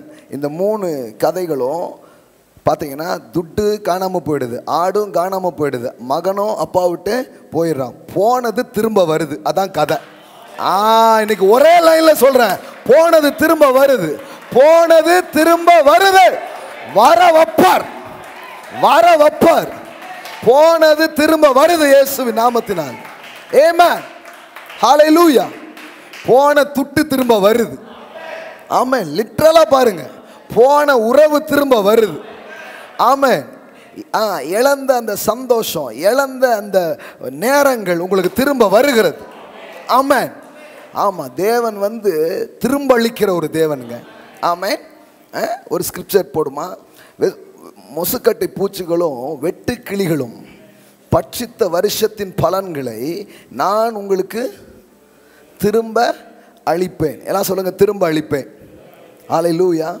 தேவனுடைய அந்த செயல் என்ன பண்ணுதுன்னா, சில காரியத்தை உங்கள் வாழ்க்கையில் திரும்ப கொண்டு வருகிறது. எல்லாம் சொல்லுங்க, வெட்டு கிளிகள், மொசுக்கட்டை பூச்சி, அதெல்லாம் என்ன பண்ணிட்டு பட்சித்த வருஷத்தின் பலன்களை. அந்த வருஷம் வந்திருக்கணும், ஆனால் என்ன பண்ணல, வரல. இது இந்த இந்த சில சொல்லுவாங்க இல்லையா, இது வந்து ஈடுகட்ட முடியாத இழப்பு. ஈடுகட்ட முடியாத இழப்பை கடவுள் ஈடுகட்டக்கூடியவராக அவர் இருக்கிறார். எந்த ரீதியிலேயோ அதை அவர் ஈடுகட்டுவார். நான் சொல்றேன், கடவுளின் பெயர் ஈடுகட்டுகிறவர், கடவுளின் செயல் திரும்ப அளிப்பவர். பட்சித்த வருஷங்களின் விளைவை உங்களுக்கு திரும்ப அளிப்பேன். எல்லாம் சொல்லுங்க, எனக்கு திரும்ப வரும். எல்லாம் சொல்லுங்க, நேரங்கள் கூட திரும்ப வரும். ஆமென். பணங்கள் திரும்ப வரும், உறவுகள் திரும்ப வரும், சந்தோஷங்கள் திரும்ப வரும். சொல்லுங்க, நான் முட்டாள்தனமா, நல்லா சொல்லுங்க, நான் முட்டாள்தனமா நான் இழந்திருந்தாலும், என் பாவத்தினால நான் இழந்திருந்தாலும், எப்படி இழந்திருந்தாலும் என் தேவன் திரும்ப தருகிற தேவனா இருக்கிறார். என் தேவன் திரும்ப கொண்டு வருகிற தேவனா இருக்கிறார். ஆமென், ஹல்லேலூயா. இதாங்க அவருடைய செயலுங்க, இதான் அவருடைய செயல். நான் சொல்லட்டுமா, இந்த மூணு கதை, இந்த 3 கதையில் ஃபாதர் இருக்கிறார், அடுத்தால பார்த்தீங்கன்னா மெய்ப்பர் இருக்கிறார், அதுக்காக பார்த்தீங்கன்னா ஒரு பெண் இருக்கிறாங்க. இதான் Trinity, father, son, holy spirit. அப்படின்னா உங்களுக்கு சொல்லட்டுமா, பிதாவாகிய தேவன் உங்களுக்கு என்ன வேலை பண்ணிட்டு இருக்கிறாரு, இழந்ததெல்லாம் உங்களுக்கு திரும்ப தரும்படி உங்களுக்காக எல்லாவற்றையும் ஏற்படுத்தி வைத்திருக்கிறார். That is Father's act. Amen. What is a Holy Spirit act? அந்த உமன் வந்து எதுக்கு பிக்சரா இருக்கிறாங்க, பரிசுத்த ஆவி, தாய் போல தேற்றுகிறவர். அவருடைய வேலை என்ன, விளக்க கொளுத்தி வசனத்தை காட்டி வெளிச்சத்தை காட்டி பெருக்கி கண்டுபிடிக்கிற அளவுக்கு கண்டுபிடிக்க உங்களுக்கு உதவி செய்கிறார். ஆமென். நீங்க இப்ப என்ன நடந்துட்டு இருக்குன்னு நினைக்கீங்க, விளக்க கொளுத்தி இருக்கிறோம். வேதமே விளக்கு, சத்தியமே வெளிச்சம். ஆமென். ஆவியானவர் வந்து இல்ல இழப்பு உன்னுடையது அல்ல, மீட்பு தான் உன்னுடையதுன்னு சத்தியத்தின் வெளிச்சத்தை காட்டி இழந்ததை திரும்ப எடுக்க வைக்கிறார். ஆமென். ரொம்ப நாளா கிறிஸ்தவங்க வந்து மீட்பின் பிரசங்கத்தையே கேட்கல. அவங்க கேட்ட பிரசங்கம் என்ன தெரியுமா, போனால் போகட்டும் போடா, அதான் கேட்டிருக்கிறாங்க. போனா போயிட்டு போகுது, போனா போயிட்டு போகுது, போனா போயிட்டு போகுது, போனா போயிட்டு இப்படியே சொல்லி எல்லாம் போயிடுச்சு பாருங்க. இன்னும் உயிர் மட்டும் தான் போல. அதுவும் போனாலும் சொல்லுவாங்க போனா போயிட்டு போச்சு அப்படின்ட்டாங்க. இந்த போனால் போகட்டும் போடாங்கிற தத்துவத்தெல்லாம் கடவுள் வைக்கல. கடவுள் கண்டுபிடிக்கும் அளவும். ஆடு 99 இருக்குல்ல, ஒன்று தானே போனா போயிட்டு போகுது, போகக்கூடாது, வரணும். ஆமாம், ஒரு வெள்ளிக்காசு தானே போனா போட்டும், கொண்டு வரணும். 2 பையன் இருக்காம்ல, ஒரு பையன் தானே வரணும், அவன் கண்டிப்பாக வரணும். ஆமாம், அவன் கண்டிப்பாக வரணும். இதில் இன்னொரு ஆழமான காரியம் இருக்குது. அதுக்கு பேர் இண்டிவிஜுவல். கடவுள் ஒரு இண்டிவிஜுவல் பர்சன் மேலே அவர் எவ்வளோ கேராக இருக்கிறார் அப்படின்னா, காணாமல் போன 100 ஆடு இல்லை, ஒரு ஆடு, உங்கள் ஒரு ஆளுக்காக கடவுள் ஏதோ ஒரு காரியத்தை அவர் செய்கிற கடவுளாக இருக்கிறார். உங்கள் ஒருவருக்காக அவர் செய்வாருங்க, உங்கள் ஒத்த ஆளுக்காக அவர் செய்வார். ஆமென். ஏதோ ஒன்று அவர் பண்ணுவார், என்ன வேணாலும் பண்ணுவார். உங்களை மீட்பதற்காக என்ன வேணாலும் பண்ணுவார். இந்த தேவனை அறிஞ்சுக்கோங்க, இந்த மீட்பரை புரிஞ்சுக்கோங்க. இவருடைய மீட்பின் செயலை நீங்கள் இறங்கிக்கிட்டீங்கன்னா பயப்பட மாட்டீங்க வாழ்க்கையில். ஏன்னா நம்ம எல்லாருமே இழந்திருக்கோம். ஆனால் கடவுள் சொல்கிறார், நான் திரும்ப அழிப்பேன். எல்லாம் சொல்லுங்கள், திரும்ப அழிப்பேன். எல்லாம் சொல்லுங்கள், விளைவை பட்சித்த. எல்லாம் சொல்லுங்கள், பட்சித்த. பட்சித்தன இன்னொரு வார்த்தை சொல்லணும்னா தின்னுட்ட. சிலது தின்னுட்டு போயிட்டு, சிலது லாஸ் பண்ணிட்டு போயிட்டு. கடவுள் சொல்றாரு, அந்த விளைவை, பட்சித்த வருஷங்களின் விளைவை உங்களுக்கு திரும்ப அளிப்பேன். எல்லாம் சொல்லுங்க, திரும்ப அளிப்பேன். ஆமென். ஹல்லேலூயா. I will compensate. நான் அதை ஈடு கட்டுவேன். ஆண்டவர் ஆபிரகாமுக்கு வாக்கு பண்ணும்போது இந்த வார்த்தை தான் சொல்றாரு. என்ன சொல்றாருன்னா, ஆபிரகாமே, நான் உனக்கு மகா பெரிய பலனும், நான் உனக்கு மகா பெரிய பலனும் கேடகமுமாய் இருக்கிறேன். நான் ரொம்ப நாள் அதை பெலன்னே படிச்சிட்டேன், அதான் சொல்லும்போது அப்படி வருது. அதில் பெலன்னு வரல, பலனும்னு வருது. எல்லாம் சொல்லுங்கள், பலனும் கேடகமுமாய் இருக்கிறேன். பாருங்கள், ஜெனிசஸில் அந்த வார்த்தையை நாம் படிக்கிறோம். ஆதியாகமம் 15:1. இந்த காரியங்கள் நடந்த பின்பு கர்த்தருடைய வார்த்தை ஆபிரகாமுக்கு தரிசனத்தில் உண்டாகி, அவர் ஆபிரகாமே பயப்படாதே. எல்லாம் சொல்லுங்கள், பயப்படாதே. யாராவது பயந்துக்கிட்டு இருக்கிறீங்களா? ஆபிரகாமே பயப்படாதே, நான் உனக்கு. எல்லாம் சொல்லுங்கள், நான் உனக்கு. நான் உனக்கு என்னவா இருக்கிறேன்னு சொல்கிறேன், கேட்டுக்கோ. நான் உனக்கு என்னவா இருக்கிறேங்கிறத கேட்டுக்கோ. நான் உனக்கு கேடகமும். எல்லாம் சொல்லுங்கள், கேடகமும். கேடகம்னா என்ன? ஷீல்ட். உன்னை பாதுகாக்கிறவராக, உன்னை ப்ரொடெக்ட் பண்ணுகிறவராக. எனக்கு ஒரு பாதுகாப்பு இல்லை சொல்கிறார், நானே உனக்கு கேடகம். அப்படின்னா என்னென்னா, கடவுள் ஒரு கேடகத்தை தருவார் அப்படி சொல்ல, நானே உன்னுடைய கேடகம். அப்படின்னா என்னென்னா, ஏதாவது ஒன்று தொடணும்னா என்னை தொட்ட பிறகுதான் உன்னை தொட முடியும். நானே உன் கேடகமாக இருக்கிறேன். எத்தனை பேருக்கு புரியுதுன்னு தெரில. அவர் நிற்கிறார், ஐ ஆம் யுவர் ஷீல்ட். நீ எனக்கு பின்னாடி நிற்கிற, என்னை சாய்ச்சிட்டு தான் எதுவும் உன்னை சாய்க்க முடியும். பயப்படாதே ஆபிரகாமே, நானே உனக்கு கேடகம். சொல்ல போனால் அந்த சீனில் ஆபிரகாம் பயப்படுறதுக்கு என்ன இருந்தது? அந்த இப்போ சும்மா ஒரு ஆளை பார்த்து பயப்படாத பயப்படாத அப்படிம்பீங்களா நீங்கள்? சும்மா இருப்பா அப்படின்றாங்க. ஆண்டவர் சும்மா தடார்னு பயப்படாதே ஆபிரகாம்னு பேசுனா, பயப்படாதுன்னு சொன்னார்னா அவன் எதுக்கோ என்ன பண்ணிட்டு இருக்கான், பயந்துட்டு இருக்கிறான். இப்போ இன்னைக்கு மாலையில் திரும்ப அழிப்பேன் மீட்புன்னு இம்புட்டு பேருக்கும் கேட்குறவங்களுக்கும் அழிக்கிறாருன்னா, உங்கள் ஒவ்வொருத்தருக்கும் இந்த வார்த்தை கனெக்டடாக இருக்கிறதுனால தான் அனுப்பியிருக்கிறார். கரெக்டா? 100% கரெக்டா? பாருங்க, அப்போ பாலசேகர் பேசல, பரிசுத்த ஆவியானவர் தான் பேசிட்டு இருக்கிறார். ஆமென். கண்டிப்பா இவ்வளோ புத்திசாலித்தனம்லாம் அவருக்கு கிடையாது, இது ஆவியானவருக்கு மட்டும்தான் உண்டு. அப்போ கவனிங்க, அவன் அந்த சிச்சுவேஷனில் அவன் பயப்படும்படியாக ஏதோ ஒன்று இருந்தது. அதனால தான் இருக்குது. என்ன பயப்படும்படியாக இருந்ததுன்னா, அப்போ தான் பெரிய ஒரு சக்ஸஸ் அவன் பார்த்துட்டு வந்திருக்கான். என்னங்க சக்ஸஸை பார்த்துட்டு வந்த பிறகு பயமா? ஆமாம், வெற்றியை பார்த்துட்டு வந்திருக்கான். என்ன வெற்றியை பார்த்துட்டா, 4 ராஜாவை ஜெயிச்சிட்டான். 4 ராஜாவை ஜெயிச்சிட்டான். ஏன்னா தன் சகோதரனையும் தன் சகோதரனுக்கு உண்டான பொருட்கள் எல்லாத்தையும் என்ன பண்ணிட்டாங்க, அடித்து எடுத்துகிட்டு போயிட்டாங்க. அடித்து எடுத்துகிட்டு போனதுனால அந்த செய்தியை கேள்விப்பட்ட ஆபிரகாம் என்ன பண்ணுறான், தான் வீட்டில் வேலை செய்த 318 வேலையாட்களை கூட்டிக்கிட்டு திரும்ப போகிறான். யாரை எதிர்த்து தெரியுமா? ராஜாக்களை எதிர்த்து போகிறான். நீங்கள் யோசித்து பாருங்கள், ஒரு சாமானிய குடியானவன் தன்னோடு இருக்கும் வேலையாட்களை எடுத்துக்கிட்டு கூட்டிக் கொண்டு யாரை எதிர்த்து போகிறான்? அவனுக்கு என்னன்னா, என் சகோதரனுடையதை நீ எடுத்துட்டு போயிட்ட, நான் இதை மீட்டாக வேண்டும். அந்த கடவுளுடைய தன்மை உள்ள வேலை செய்து பாருங்களேன். நான் மீட்டாக வேண்டும். என்னன்னாலும் சரி, என்கிட்ட ஆயுதம் இருக்கோ இல்லையோ, ஆள் இருக்கோ இல்லையோ, ஆண்டவர் இருக்கிறார். ஆமென்.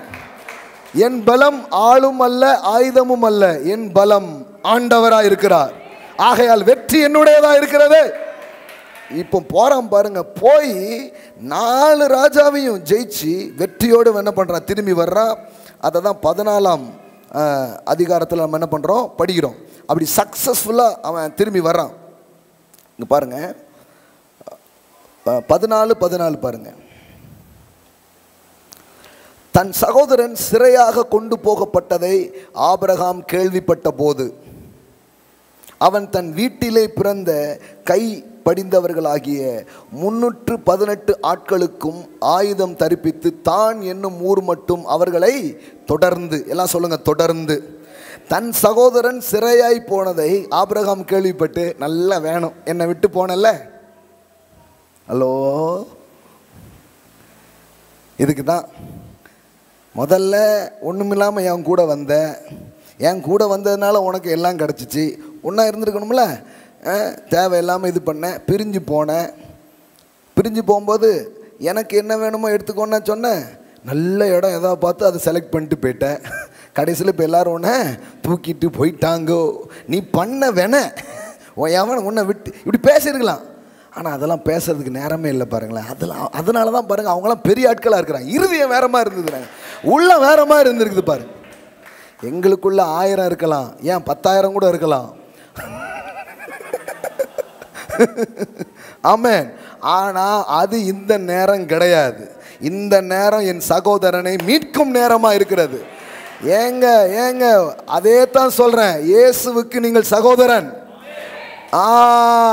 உங்களை சிலது பிடிச்சு இழுத்து சில காரியம் உங்களை கொண்டு போயிடுச்சு, சிலதுக்கு அடிமைப்பட்டு போயிருக்கீங்க.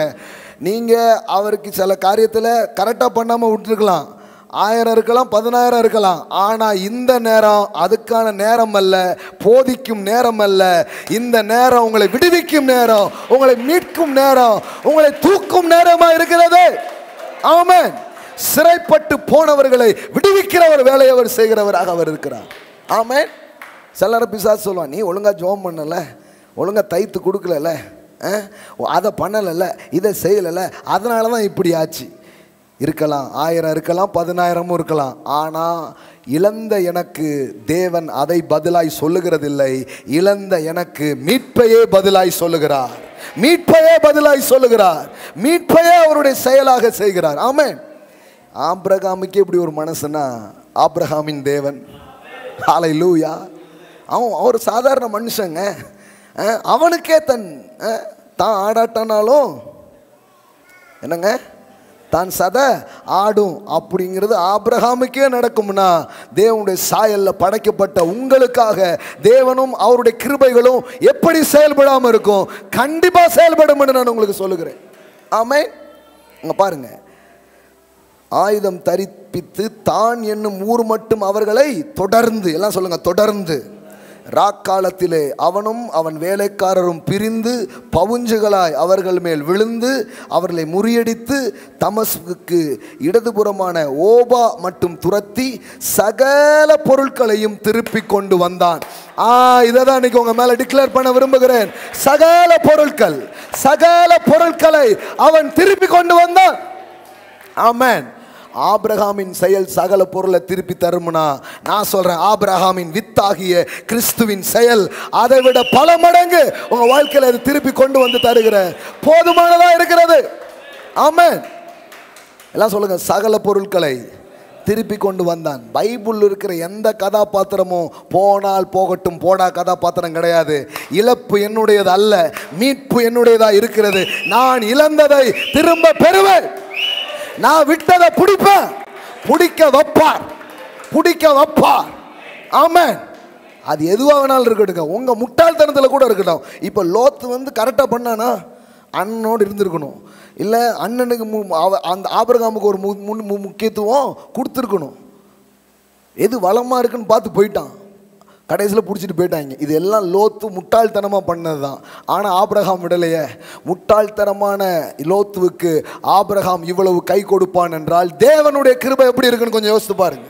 அவருடைய தயவு எப்படி இருக்கு. அதனால தான் நான் சொல்லுவேன், நான் எந்த நிலையில இருந்தாலும் என்னை விட்டு கொடுக்காதவ, என்னை கைவிடாதவ, என்னை தூக்குகிறவ, என்னை விடுவிப்பவ, எனக்கு ஆறுதல் செய்கிறவ, எனக்கு அற்புதங்களை செய்கிறவ, எனக்கு மீட்பை கொடுக்கிறவராக அவர் இருக்கிறார். ஆமென், அல்லேலூயா.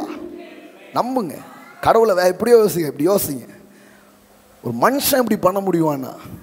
ஒரு மனுஷன் இப்படி தான் தன் சகோதரனுக்கு, கரெக்டாக இல்லை, ஒரு மாதிரியான சகோதரன் தான், ஆனால் செய்வான்னா. ஸோ தேவன் எப்படி பண்ணுவார் இதை யோசித்து பாருங்க. பாருங்க, சகல பொருட்களையும் திருப்பி கொண்டு வந்தான். தன் சகோதரனாகிய லோத்தையும் அவனுடைய பொருட்களையும் ஸ்ரீகளையும் ஜனங்களையும் திருப்பி கொண்டு வந்தான். ஆமென், ஹல்லேலூயா. ஒன்றும் பெருசாக அட்வைஸ்லாம் பண்ணலை.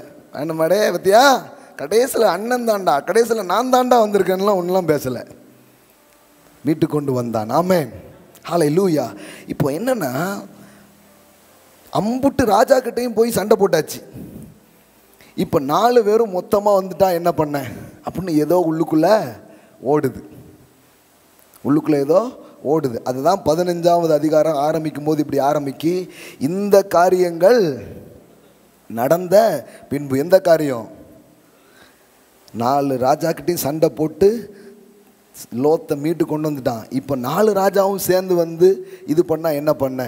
இப்போ ஒரு லெவலில் பார்ப்போம், நம்ம ஃபெய்த் ஒரு லெவலில் வேலை செஞ்சு ஒத்தையை அடித்து ரெட்டை அடித்து இப்படி போயிருப்போம். இப்போ மொத்தமாக வந்து நிற்கும் போது கொஞ்சம் அப்படி அசைகுது. இப்போ ஆண்டவர் பேசுகிறார். அவர் தானே விசுவாசத்தை தோக்குகிறவர். வெற்றி ஒன்றும் பார்க்காத ஆள் கிடையாது, ஆனால் இது கொஞ்சம் சைஸ் பெருசாக தெரிகிற மாதிரி அவனுக்கு ஒரு எண்ணம். இப்போ ஆண்டவர் பேசுகிறார். இந்த காரியங்கள் நடந்த பின்பு கர்த்தருடைய வார்த்தை ஆபிரகாமுக்கு தரிசனத்தில் உண்டாகி அவர், ஆபிரகாமே நீ பயப்படாதே, நான் உனக்கு கேடகமும். இப்போ என்ன சொல்கிறாரு? உன் சகோதரனுக்காக நீனே ஆயுதம் தரிப்பிச்சு இப்படி நின்னா உனக்காக நான் நிற்பேன், உனக்காக நான் நிற்பேன், உனக்காக நான் நிற்பேன். ஏதாவது ஒன்றை தொடணும்னா என்ன தள்ளிட்டு தான் தொட முடியும். யார் என்ன தள்ள முடியும்னு கேட்குறாரு. விளங்குதா உங்களுக்கு? கேடகமும், எல்லாம் சொல்லுங்க கேடகமும். இப்போ தான் அந்த வார்த்தைக்கு நம்ம வர்றோம். கேடகமும் உனக்கு மகா பெரிய பலனுமாய் இருக்கிறேன் என்றார். இந்த பலனுமாய் இருக்கிறேன் அப்படிங்கிற வார்த்தை பாருங்க என்ன வருது? ரிவார்ட். எல்லாம் சொல்லுங்க ரிவார்ட்.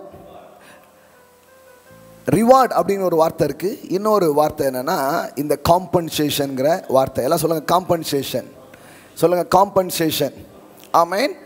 இந்த பலன் அப்படிங்கிற வார்த்தைக்கு ரிவார்ட் அப்படிங்கிற அர்த்தமும் இருக்குது. இன்னொரு அர்த்தம் என்னது? காம்பன்சேஷன். கடவுள் சொல்றாரு, நீனும் எதையும் இழந்துருவோம், உனக்கு எதுவும் போயிடும், என்ன பண்ணாத, பயப்படாத, நான் உனக்கு மகா பெரிய காம்பன்சேஷனாக இருக்கிறேன், நான் ஈடுகட்டுகிற தேவனாக இருக்கிறேன். ஆமென். எல்லாம் சொல்லுங்க ஈடுகட்டுவார். என்ன இழந்திருந்தாலும் என்ன போயிருந்தாலும் ஆமென், அதையெல்லாம் ஈடுகட்டுகிற ஒரு தேவன். ஆமென். இழந்த பொருட்கள், இழந்த ஆப்பர்ச்சுனிட்டிஸ், பிசாசு அதான் அது போயிட்டு இது இல்லைங்க, நான் போயிட்டேங்கிற உன் செயலை நான் பார்க்க போகிறது இல்லை, திரும்ப கொண்டு வருகிற அவர் செயலை நான் பார்க்க போகிறேன், அதை தியானிக்க போகிறேன், அதை பேச போகிறேன். ஆமென். எல்லாம் சொல்லுங்க திரும்ப வரும், மீண்டும் வரும். அல்லேலூயா. மீண்டும் வரும் வைப்பார். பைபிள் ஃபுல்லாக தான் மீட்பர், மீட்பவர், திரும்ப கொடுப்பவர். இதான் நடக்குது. தாவீதுடைய வாழ்க்கையில் இதே காரியம் நடக்குது. வேதத்தில் படிக்கிறோம். அவனுடைய சத்துருக்கள் ஒரு முறை சிக்லாத்தில் என்ன பண்ணுறாங்க, எல்லாத்தையும் சுட்டரிச்சுட்டு அவன் மனைவி பிள்ளைங்க எல்லாத்தையும் என்ன பண்ணிடுறாங்க, கூட்டிகிட்டு போயிடுறாங்க. அவன் வந்து போய் ஆண்டவர்கிட்ட கேட்குறான், ஆண்டவரே நான் அதை தொடர்ந்து போகலாமா அப்படின்ட்டு. அப்போ தேவன் சொல்கிறாரு, போனால் போயிட்டு போகுதுண்டா அப்படின்னு சொல்லல. எங்கேயுமே இந்த போனால் போகட்டும் போடாங்கிற ஸ்டோரி கடவுள்கிட்ட இல்லை. ஹலோ, சகோதரன் செத்து போனான், அப்படியா, போனா போட்டோம் அப்படின்னு சொல்ல, வா எழுப்பிடுவோன்ட்டார். இயேசுகிட்ட மட்டும் ஏதாவது மிஸ் ஆகிட்டுனீங்கன்னா பரவாயில்லப்பா, அதுதானே வாழ்க்கை, அதை உணர்த்தவே யாம் வந்தோம். இந்த மாதிரி புத்தர் மாதிரியே அவர் பேசலை. இந்த மாதிரி ஏதோ சில அவதாரங்கள் மாதிரி அவர் பேசல. இவருடைய அவதாரமே மீட்பும் செயலை செய்கிற அவதாரமா இருக்கிறது, தூக்குகிற செயலை செய்கிற அவதாரமா இருக்கிறது. ஆமென். அவரை கிராஸ் பண்ணி எதுவும் போயிட முடியாது, எந்த டெட் பாடியும் போக முடியாது. ஆமென். அப்படியே எழுப்பி கூட்டி போயிடுவார். எங்க போயிட்டு இருக்க, வீட்டுக்கு போ வீட்டுக்கு போ அப்படின்றார். ஆமென். ஆமா, அதான் அன்னைக்கு ஒரு ஜோக் படித்தேன். இந்த இஸ்ரவேலுக்கு போயிருக்கும்போது குடும்பமாக போயிருக்காங்க, மாமியார் இறந்து போகிறாங்க. உடனே அந்த ஊரில் அடக்கம் பண்ணோன்னா ரொம்ப கம்மி, சீக்கிரமாக முடிஞ்சிடும். ஆனால் இந்தியாவுக்கு கொண்டு வரணும்னா ரொம்ப ஜாஸ்தி அப்படின்னு இருக்காங்க. அதுக்கு அந்த மருமகா சொல்லியிருக்கா, என்ன செலவலான்னு பரவாயில்ல, ஊருக்கு கொண்டு போயிடணுன்ட்டு. ஏன்னா இந்த ஊரில் நிறைய பேர் உயிரோடு எழும்பியிருக்காங்க.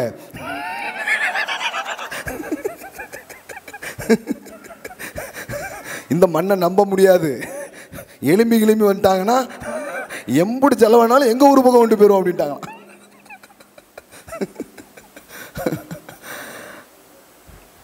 ஏன்னா எல்லாமே அப்படிதான் பண்ணியிருக்கிறாரு. கடவுள்கிட்ட போய் நான் மிஸ் பண்ணிட்டேன்னா அவர் வந்து பரவாயில்ல, அதில் என்னப்பா இருக்கு, இழப்பது தானே வாழ்க்கை, வாழ்க்கைனாலே நீ எல்லாத்தையும் இழந்துக்கிட்டே இருக்க வேண்டியதானே, உனக்கு பரலோகம் உண்டு.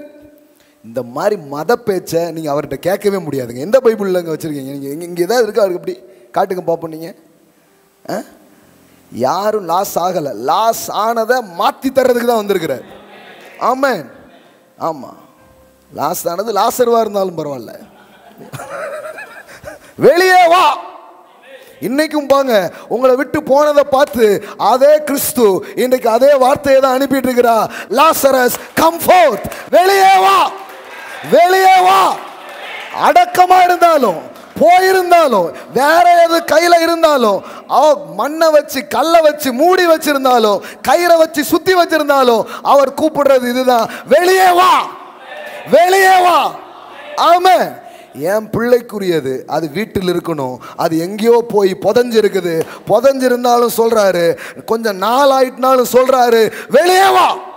அதான் மீட்பரின் சத்தம். ஆமென். கை சூம்பி போயிடுச்சுங்க, சூம்பி இப்படி இப்படியே கரைஞ்சி சூம்பி போயிருக்குது. அதுதான் அதே சொல்றாரு, நீட்டுங்கிறார், வெளியே வாங்கிறார், கை பெருசாயிடுது. மீட்பர், எல்லாம் சொல்லுங்க, என் மீட்பர். ஆமென். ஸோ தாவீது அதே மாதிரி தான் இழந்து போயிடுறான். இப்போ 1 சாமுவேல் 30:8, தாவீது கர்த்தரை நோக்கி, நான் அந்த தண்டை பின்தொடர வேண்டுமா, அதை பிடிப்போனோ என்று கேட்டான். அதற்கு அவர், அதை பின்தொடர், அதை பிடித்து, எல்லாம் சொல்லுங்க, அதை பிடித்து சகலத்தையும் திருப்பிக் கொள்வாய் என்றார். ஹல்லேலூயா, ஹல்லேலூயா. The Lord saying, shall I pursue this band rider, will I overtake them? And he answered him, pursue, for you will certainly overtake them. எல்லாம் சொல்லுங்க, you will certainly overtake them. Amen. And you will certainly rescue the captive. Amen. Hallelujah. Yes, நீ rescue பண்ணுவ, அதை மீட்பாய், அதை மறுபடியும் கொண்டு வருவாய். certainly, நிச்சயமா, டவுட்டே வேண்டாம், நீ சகலத்தையும் திருப்பிக் கொள்வாய். பர்சு, நீ அதை பின் தொடர்ந்து போ, எல்லாமே உன் பின்ன உனக்கு கொடுக்கப்படும். இயேசு வந்ததின் நோக்கமே பாருங்களேன், இயேசு வந்ததின் நோக்கமே, மனுஷகுமாரன் எதுக்கு இந்த பூமிக்கு வந்தார்? இழந்ததை தேடவும். என்னங்க சொல்லுங்க, இழந்ததை தேடவும், கெட்டு போனதை ரட்சிக்கவுமே மனுஷகுமாரன் இந்த பூமிக்கு வந்தார். எல்லாம் சொல்லுங்க, இழந்ததை தேடவும், கெட்டுப்போனதை ரட்சிக்கவுமே மனுஷகுமாரன் இந்த பூமிக்கு வந்தார். ஆமென்.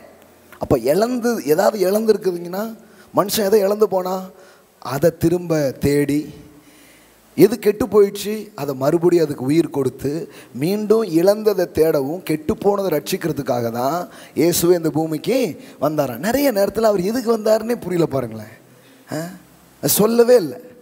அதுக்குள்ள வரப்போகிறாருன்ட்டாங்க. சார் ஃபர்ஸ்ட் முதல்ல எதுக்கு வந்தாருன்னு கொஞ்சம் தெளிவாக சொல்லுங்க. ஏசு ரெண்டாவது வாட்டி வர போறாருங்க. நிறைய பேருக்கு ரெண்டாவது வாட்டியா, ஃபர்ஸ்ட் வாட்டி வந்தாரா, ஃபர்ஸ்ட் வாட்டி எதுக்கு வந்தாருன்னு கேட்டுட்டு இருக்காங்க. எங்க ஊர் புறம் போயிட்டு ஃபர்ஸ்ட் வாட்டி எதுக்கு வந்தாங்கன்னே தெரில. ஃபர்ஸ்ட் வாட்டி எதுக்கு வந்துங்க மட்டும் நல்லா தெரிஞ்சுன்னு வைங்களேன், ரெண்டாவது வாட்டி வர்றதை பற்றி நீங்கள் பேசவே வேண்டாம், அவங்களே வந்து அதை புரிஞ்சுக்க ஆரம்பிப்பாங்க. முதல் முறை வந்ததுக்கே இப்படி இருந்திருக்கேன், இன்னொரு முறை வந்தால் எவ்வளோ நல்லா இருக்குன்னு நினச்சிருவாங்க. நம்ம அதெல்லாம் கிடையாது. வருகிறார் அப்படின்னு ஒன்று முதல்ல எதுக்கு வந்தார்னு சொல்லுங்க. லூக்கா 19:10 எல்லாம் சொல்லுங்க. இழந்து போனதை, எவ்வளோ அழகா இருக்கு பாருங்க, இழந்து போனதை தேடவும் ரட்சிக்கவுமே. எல்லாம் சொல்லுங்க. தேடுவது, ரட்சிப்பது, அதுதான் ஒரு செயல். தொலைச்சிட்டேன்னா கண்டுபிடிச்சிடலாங்கிறார். தொலைச்சிட்டேன்னு கண்டுபிடிப்பாய், கண்டுபிடிச்சி தருவேன், அதுக்கு தான் நான் வந்திருக்கேன். ஆமென். இழந்து போனதை தேடவும் ரட்சிக்கவுமே, அதை காப்பாற்றவுமே மனுஷகுமாரன் வந்திருக்கிறார் என்றார். ஆமென். ஹல்லேலூயா. For the Son of Man has come to seek and to save that which was lost. Amen. Yes, எதை சொல்லுங்க? லாஸ்ட். எதையாவது ஒன்றை இழந்திருந்தேன்னா அதை கண்டுபிடிச்சி கொடுக்குறது அவர் வந்தார். ஆமென். ஆமாம். எதுவானாலும் சரி, கடவுளுடைய செயலை நீங்கள் நினைக்கும் போது, இந்த கிருபைங்கிறதே என்ன? the remaining the works of God. கடவுளுடைய செயலை நீங்கள் நினைக்கிறது தான் grace. the works of God is a grace. அதுதான் கிரேஸ். அப்போ அவருடைய அந்த கிருபையின் செயல் என்னதுன்னா மீட்பு. எல்லாம் சொல்லுங்க, மீட்பு. ஆமென். இதை பற்றிய கதை தான் இந்த ரூத் புத்தகத்தின் ஹெட்லைன்ஸ். இவ்வளோ நேரம் ஹெட்லைன்ஸ் பார்த்துருக்குறோம்.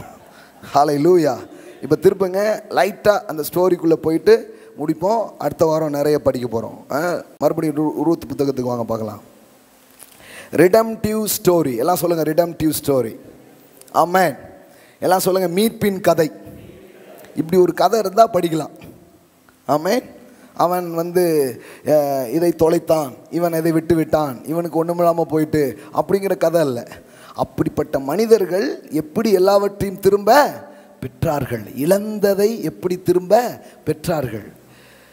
சிம்பிள் சொல்லணும்னா, ஏதேன்ல மனுஷன் எதை இழந்தானோ அதை இயேசுவில் பெறுகிறான். அவ்வளோதாங்க பைபிள். எல்லாம் சொல்லுங்க, ஏதேனில் இழந்ததை இயேசுவில் பெறுகிறேன். பிரசங்கம் முடிந்தது. காணிக்கை போட்டு வீட்டுக்கு போயிருங்க. சொல்லணும்ல. ஆமென். போய் பாருங்க, இன்னும் நிறைய காணிக்கை கொடுக்குற அளவுக்கு வந்திருக்கும். ஆமாம், கண்டிப்பாக வந்திருக்கும். சும்மா வார்த்தை அனுப்ப மாட்டாருங்க. வார்த்தை அனுப்புகிறாருன்னா அப்படியே போய் அசைஞ்சிருக்குது. ஏதோ ஒன்று உயிர் பெற்றிருக்குது, ஏதோ ஒன்று எழும்பி இருக்குது, ஏதோ ஒன்று உங்களை நோக்கி வருகிறது இயேசுவின் நாமத்தினாலே. ஆமென். ஆமாம், கண்டிப்பாங்க. அதெல்லாம் நடக்குமான்னு நீங்கள் யோசிப்பீங்க. நடக்க வைப்பார். சில துட்டெல்லாம் நீங்கள் தொலைச்சிட்டு நீங்கள் இதாகிட்டு அது போயிட்டுன்னே நினைக்கிறீங்க. அவர் கணக்கில் விட மாட்டார். அவர் கணக்கில் அதை விட மாட்டார். அவர் கணக்கில் அதை விட மாட்டார். ஆமென், ஆமென், ஆமென், ஆமென், ஆமென், ஆமென். அவரை பொறுத்தளவுக்கு அது போன காசு கிடையாது. அவர் சொல்கிறார், தொலைஞ்சிருக்கு, திரும்ப வரும். அது லட்சமாக இருக்கலாம், கோடியாக இருக்கலாம். அது உன் காசு, உன் கையில் இருந்த காசு, அநியாயமாக உன்னை விட்டு பிடுங்கப்பட்ட காசு, அநியாயமாக உன்னை யாரோ ஏமாத்தின காசு, சில நேரம் நீ அறியாமையில் இழந்த காசாக கூட இருக்கலாம். முட்டாள்தனத்தில் இழந்திருக்கலாங்க. நம்ம எல்லோரும் புத்திசாலிகள் கிடையாது, நம்ம எல்லோரும் அறிவாளிகள் கிடையாது. அந்த கோடாரியை பிடிச்சி ஒருத்தன் வெட்டிக்கிட்டு இருக்கிறானே, அந்த கதை வேதத்தில் இருக்குது. இரவலாக தான் வாங்கிட்டு வெட்டிக்கிட்டு இருக்கான். அப்படி வெட்டிக்கிட்டு இருக்கும்போது கை தவறி என்ன பண்ணுது, கோடாரி தண்ணியில் விழுந்துடுச்சு. இப்போ தீர்க்கதரிசிட்ட போய் சொல்கிறான், இந்த மாதிரி விழுந்துடுச்சுங்க, கை தவறி விழுந்துடுச்சுங்க அப்படின்ட்டு. உடனே அவன் விழுந்துச்சா, இதான் மூழ்கி போவது தான் வாழ்க்கை. முங்கிருக்குமே, தெரிஞ்சிச்சா? அப்படி பேசவே இல்லைங்க யாருமே. அப்படியா? இரும்பு முங்கி போயிருக்கு. இப்போ ஒரு மரத்தை காமிச்சு அந்த கொப்பை என்ன பண்ணுறாங்க, வெட்டுறாங்க. வெட்டி அந்த தண்ணியில் எரி அப்படின்னு சொல்கிறான் தீர்க்கதரிசி. எல்லாமே ஒரு சிம்பாலிக்காக இருக்குது. அதாவது மீட்பரை பற்றி படங்கள் வேதாகமம் முழுவதும் இருக்குது. ஆமென். இந்த வெட்டப்பட்ட கொப்பு வேற ஒன்றும் இல்லை, உங்களுக்காக மரித்த கிறிஸ்து. அந்த மரம் கிறிஸ்து. ஆமென். அவர்தான் வெட்டப்பட்ட கொப்பு. ஆமென். அந்த கொப்பை வெட்டி உள்ள வீசினா அந்த கொப்பு மிதந்து இரும்பு மிதக்குது, கொப்பு தாழ்ந்து இரும்பு மிதக்குது. அவர் தம்மை தாமே தாழ்த்தினார் உங்களை உயர்த்துவதற்காக. உங்களை மேலே வர வைக்கிறதுக்காக, உங்களை மேலே கொண்டு வருவதற்காக தேவனே இறங்கினாருங்க. ஆமென். பிலிப்பியர்ல தான் வாசிக்கிறோம். அவர் தேவனுக்கு சமமாக இருப்பதை கொள்ளையாடின பொருளாக எண்ணாமல் தம்மை தாமே தாழ்த்தி அடிமையின் ரூபம் எடுத்து மனுஷ சாயலானார். மரத்துக்கு ஒப்பாக, மரம் அப்படிங்கனாலே அந்த மனித தன்மைக்கான ஒரு அடையாளமாக இருக்குது. மரம் மீன்ஸ் அந்த ஹியூமனிட்டியை மென்ஷன் பண்ணுற ஒரு காரியம். வேதாகம் முழுவதும் இந்த மரம் என்கிற சொற்கள் எங்கெல்லாம் வருதோ அதெல்லாம் மனிதம் அப்படிங்கிற தன்மையை குறிக்கக்கூடிய ஒரு பதமாக இருக்குது பாருங்களேன். மனுஷ சாயலானார். எல்லாம் சொல்லுங்கள், மனித சாயலானார். ஆமென். ஆமாம், மனுஷ சாயலானார். அடிமையின் ரூபம் எடுத்தார். வெட்டப்பட்ட அந்த கொப்பு எரியப்பட்டதுக்கு எதுக்கு? கை பிசகாய் மனிதன் விட்டுவிட்ட ஒன்றை அது முங்கி போயிடுச்சு. இப்போ இது உள்ளே போய் அதை மேலே கொண்டு வருது, அதை மேலே கொண்டு வருது, அதை மேலே கொண்டு வருது. பாதாள வரைக்கும் அவர் இறங்கினார், உங்களை மேலே வரைக்கும் உயர்த்துவதற்காக. ஆமென். பாவத்திலும் அக்கிரமங்களில் மரித்து போயிருந்த நம்மை உயிர்ப்பித்து உன்னதங்களில் அவரோடு கூட உட்கார வைத்தார். சட்டமே மாறுது. இரும்பு தான் தாழ்ந்து போகணும், இதான் சட்டம். பாவம் செஞ்சவன் தான் அழிஞ்சு போகணும், இதான் சட்டம். ஆனால் மரம் தாழ்ந்து போகிறது. மிதக்க வேண்டியது தாழ்கிறது, தாழ வேண்டியது மிதக்கிறது. ஓ, that is a story, that is a story. ஆமென். இது எப்படி தெரியுமா? வாழ வேண்டியவர் சாகிறார், சாக வேண்டியவன் வாழ்கிறான். That is a story, that is a story of redemption, that is a story of redemption. அதனால தான் உலகத்துக்கு இது புரிய மாட்டேங்குது. என்னங்க அவெல்லாம் செத்துருணுங்க? ஆமாங்க, இரும்பு தாழ்ந்து போகணும், அதான் சயின்ஸு, அதுதான் மரபு, அதுதான் விதி. ஆனால் என்ன பண்ணுறது? எனக்காக ஒரு மரம் வெட்டப்பட்டு அது தாழ்ந்து போனது, என்னை உயர்த்துவதற்காக, என்னை தூக்குவதற்காக. மிதக்க, இப்போ யோசித்து பாருங்களேன், மிதக்க வேண்டியது தாழ முடியுமா? அது எப்படி தாழ்ந்துச்சு? சட்டமே மாறுது.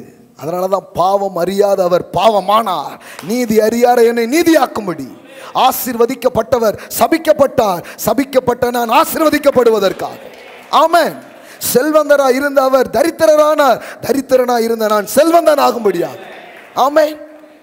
தாங்க, இதுதாங்க சிலுவை, இதுதான் மீட்பு. பைபிள் முழு இருக்கிற எல்லா கதையிலையும் அதான் இருக்கு. Christ, my redeemers lives. Amen. முட்டாள்தனமாக இருக்கலாம், நான் சொல்கிறேன். நீங்கள் தப்பாக பண்ணியே மிஸ் பண்ணியிருக்கலாம். இப்படி சொல்லும் போது தான் நிறைய பேர் நெஞ்ச பிடிக்கிறாங்க. பிடிக்காதீங்க, அதான் கிருபை. அப்படி ஒரு செய்தி மட்டும் இல்லைன்னா நீங்கள் இந்த மனு வர்க்கத்துக்கு சொல்கிறதுக்கு ஒன்றுமே இல்லை. மக்கள் என்ன செய்தி வச்சுருக்கிறாங்க? Do good get good. நான் சொல்கிறேன், டூ குட் கெட் குட்னா அது கிரேஸே கிடையாது. That is a law. சரியானதை செய், சரியானது நடக்கும். அது லா.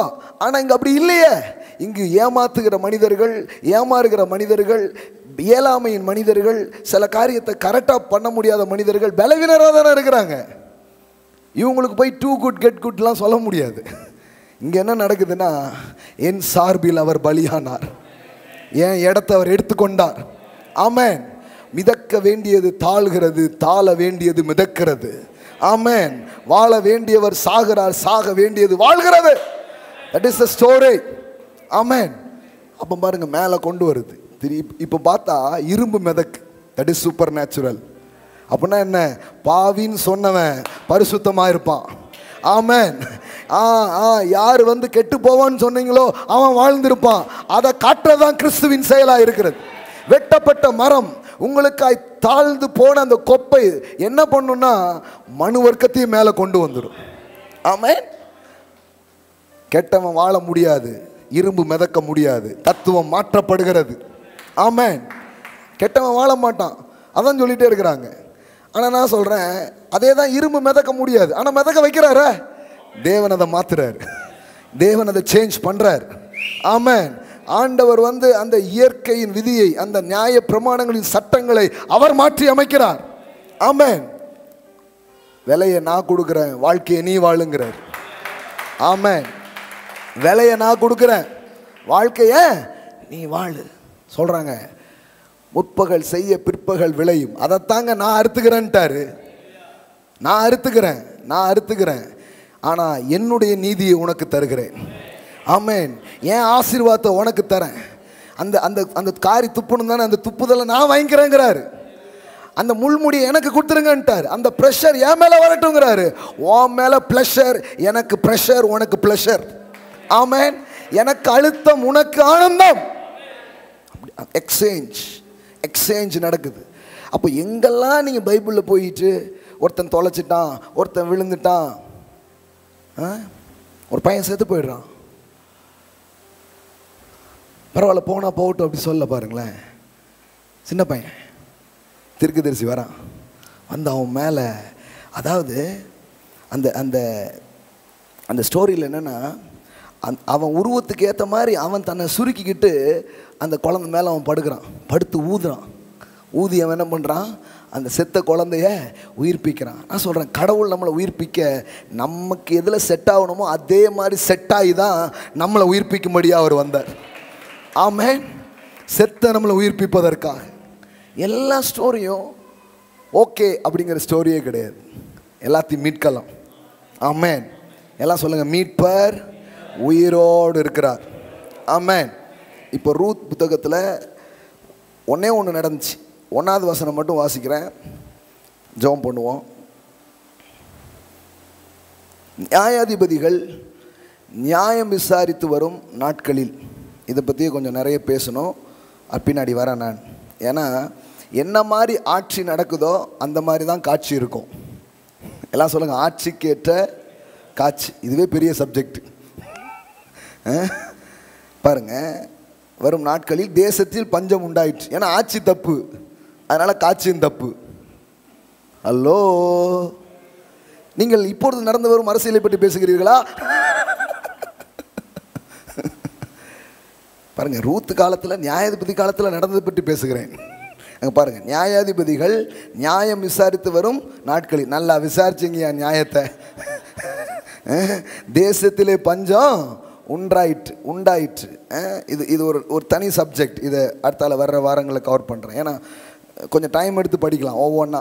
ஒரு சரியான ஆட்சி இருந்தால் அங்கே சரியான காட்சி இருக்கும். எல்லாம் சொல்லுங்கள், சரியான ஆட்சி, சரியான காட்சி. ஆமென். அதனால தான் நம்ம ஆட்கள் வந்து நல்லா பெருசாக வரணும்னு சொல்லிட்டு இருக்கிறேன் நான். ஒரு எம்எல்ஏ எம்பியெல்லாம் ஆயிடுங்க. ஆமென், ஆமென். ஆமாம், என்னென்ன அரசு பதவிகள் இருக்கோ, என்னென்ன உயர்ந்த காரியம் இருக்கோ அதுக்கெல்லாம் வாங்க இயேசுவின் நாமத்தினால. ஆமென். நாம் சகோதரர் கட்சி, அதாவது ஹல்லேலூயா. சும்மா வந்து மாற்ற முடியாது பாருங்க. ஏதோ சர்ச்சில் வந்து ஜெபிக்கிறோம் அப்படி இருக்கக்கூடாது. சர்ச்சுக்கு வெளியில் போய் என்ன பண்ணணும், வேலை செய்யணும். புரியுதா உங்களுக்கு? நியாயாதிபதிகள் நியாயம் விசாரித்து வரும் நாட்களில் தேசத்திலே பஞ்சம் உண்டாயிற்று. அப்போ கரெக்டாக இல்லை. சரியான தலைமை இருந்தால், சரியான ஆட்சி இருந்தால், சரியான ஆட்கள் அங்கே இருந்தால், அது வந்து வறண்டதாக இருந்தால் கூட அதை அழகாக்கிடுவோம். அதுதான் நல்ல தலைமை. ஆமென். ஒரு சரியான லீடர்ஷிப்ஸ், ஒரு சரியான தலைமை ஒரு இடத்துல இருக்கும் பொழுது அங்கு பஞ்சமே இருக்காது. ஆமென். அங்கு காரியங்கள் எப்படி இருக்கும், ரொம்ப நல்லா இருக்க ஆரம்பிக்கும். பாருங்கள், ஒரு சில ஸ்கிரிப்சர்ஸ் உங்களுக்கு காட்டுறேன் பாருங்கள். உபாகமம் 11:12. உபாகமம் 11:12.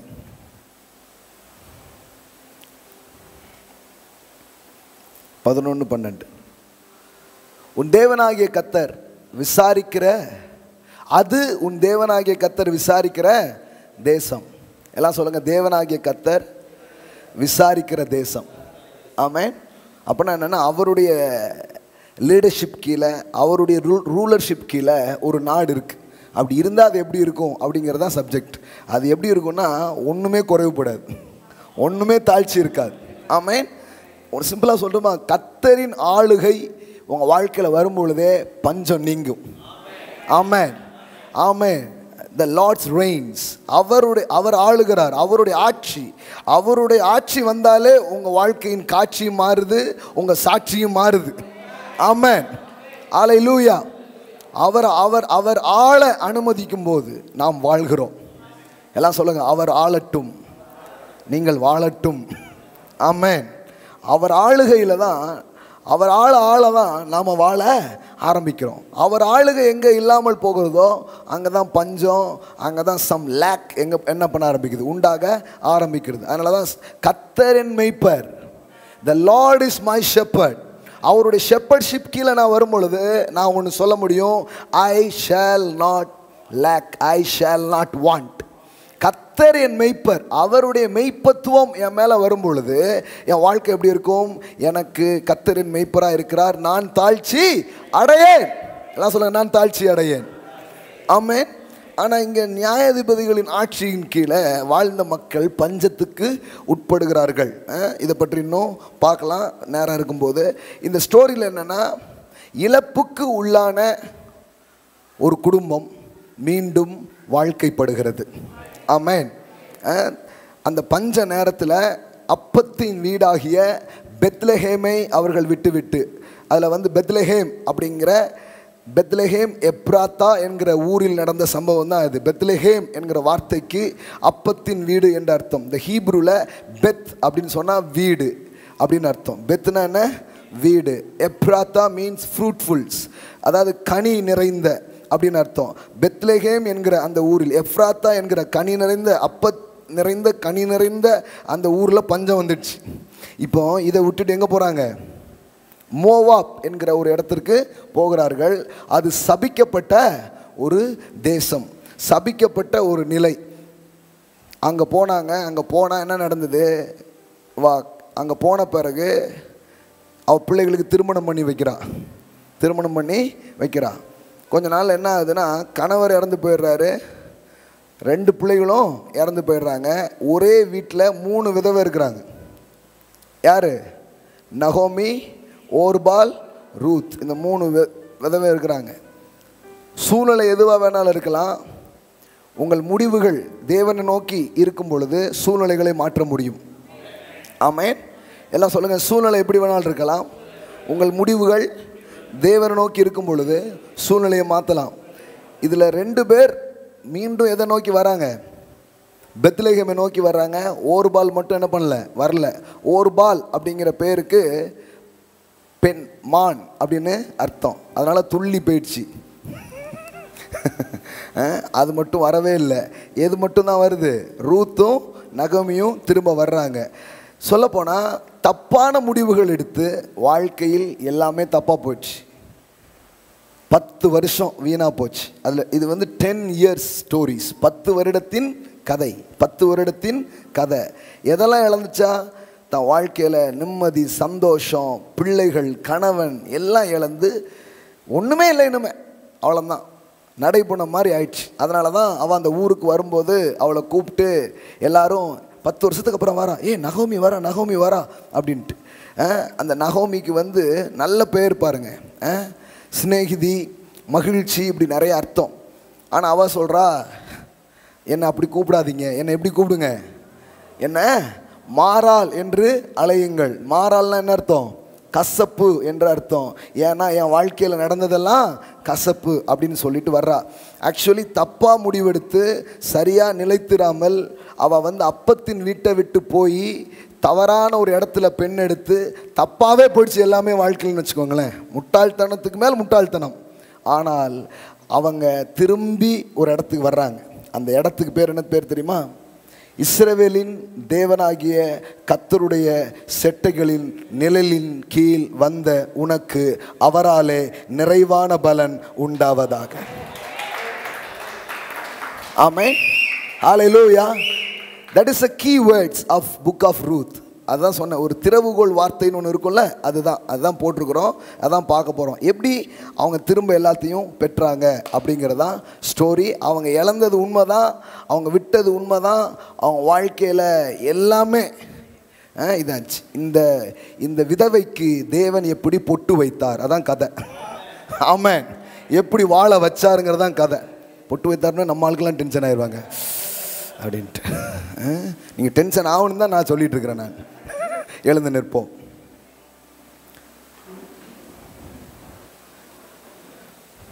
அடுத்த வாரம் தொடருவோம். இந்த புக்கை ஒரு வாட்டி வாசித்துட்டு வந்துடுங்க, சரியா? 4 அதிகாரம் தான் இருக்கு.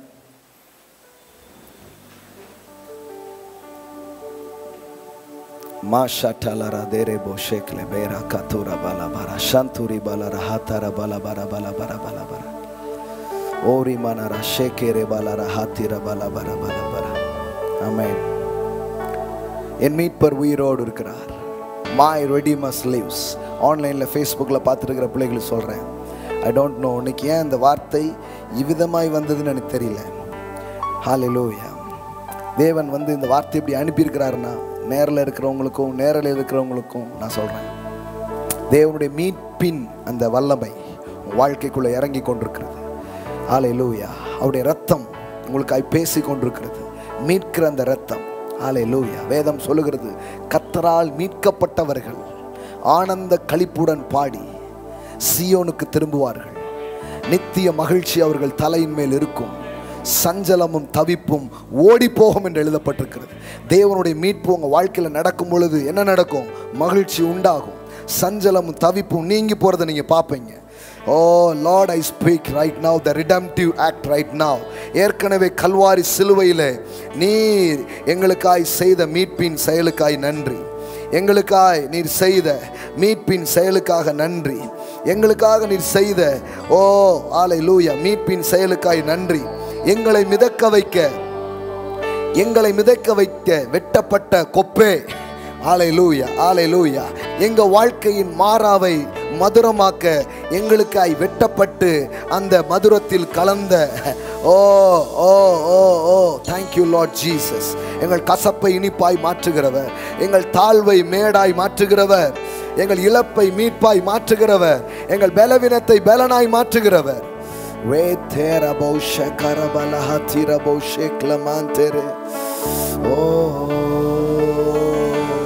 நேரத்தில் மீட்பின் வல்லமை, இழந்த சந்தோஷங்கள், இழந்த பணங்கள், இழந்த காரியங்கள், சில நேரத்தில் அதை ஈடுகட்டுகிற செயல், அந்த இழப்புக்கு பதிலான சில ஈடுகட்டுதல், the God of compensation.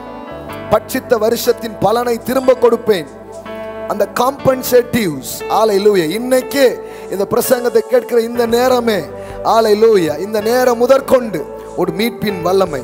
ரொம்ப முக்கியமானது என்னன்னா, உங்க முடிவுகள் தப்பாய் விட்டது, ஆனா கூட உங்களை மீட்பார். நீங்க காரியத்தை கரெக்டா செய்யல, ஆனா கூட அவர் கரெக்டா செய்வார். ஹல்லேலூயா. நீங்க செய்ய வேண்டியதை கரெக்டா பண்ணாம விட்டுருக்கலாம், என்ன ஆனாலும் சரி.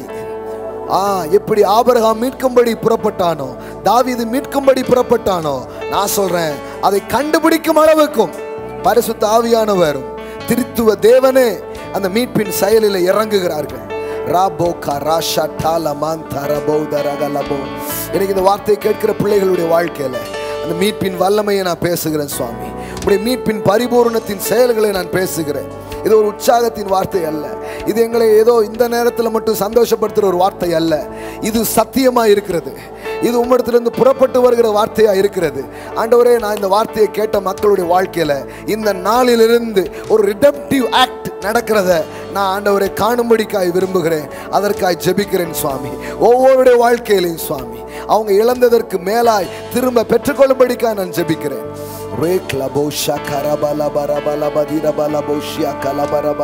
ஆன்லைன்ல பார்க்கிற பிள்ளைகளுடைய வாழ்க்கையில நான் பேசுறேன், அதே ரிடெம்ப்டிவ் பவர் கிரியேட் செய்யும்படிக்காக நான் பேசுகிறேன். தேங்க்யூ அப்பா, தேங்க்யூ அப்பா, தேங்க்யூ அப்பா, தேங்க்யூ அப்பா, தேங்க்யூ அப்பா. இந்த மாலை அதற்காக முன்குறித்ததற்காக நன்றி.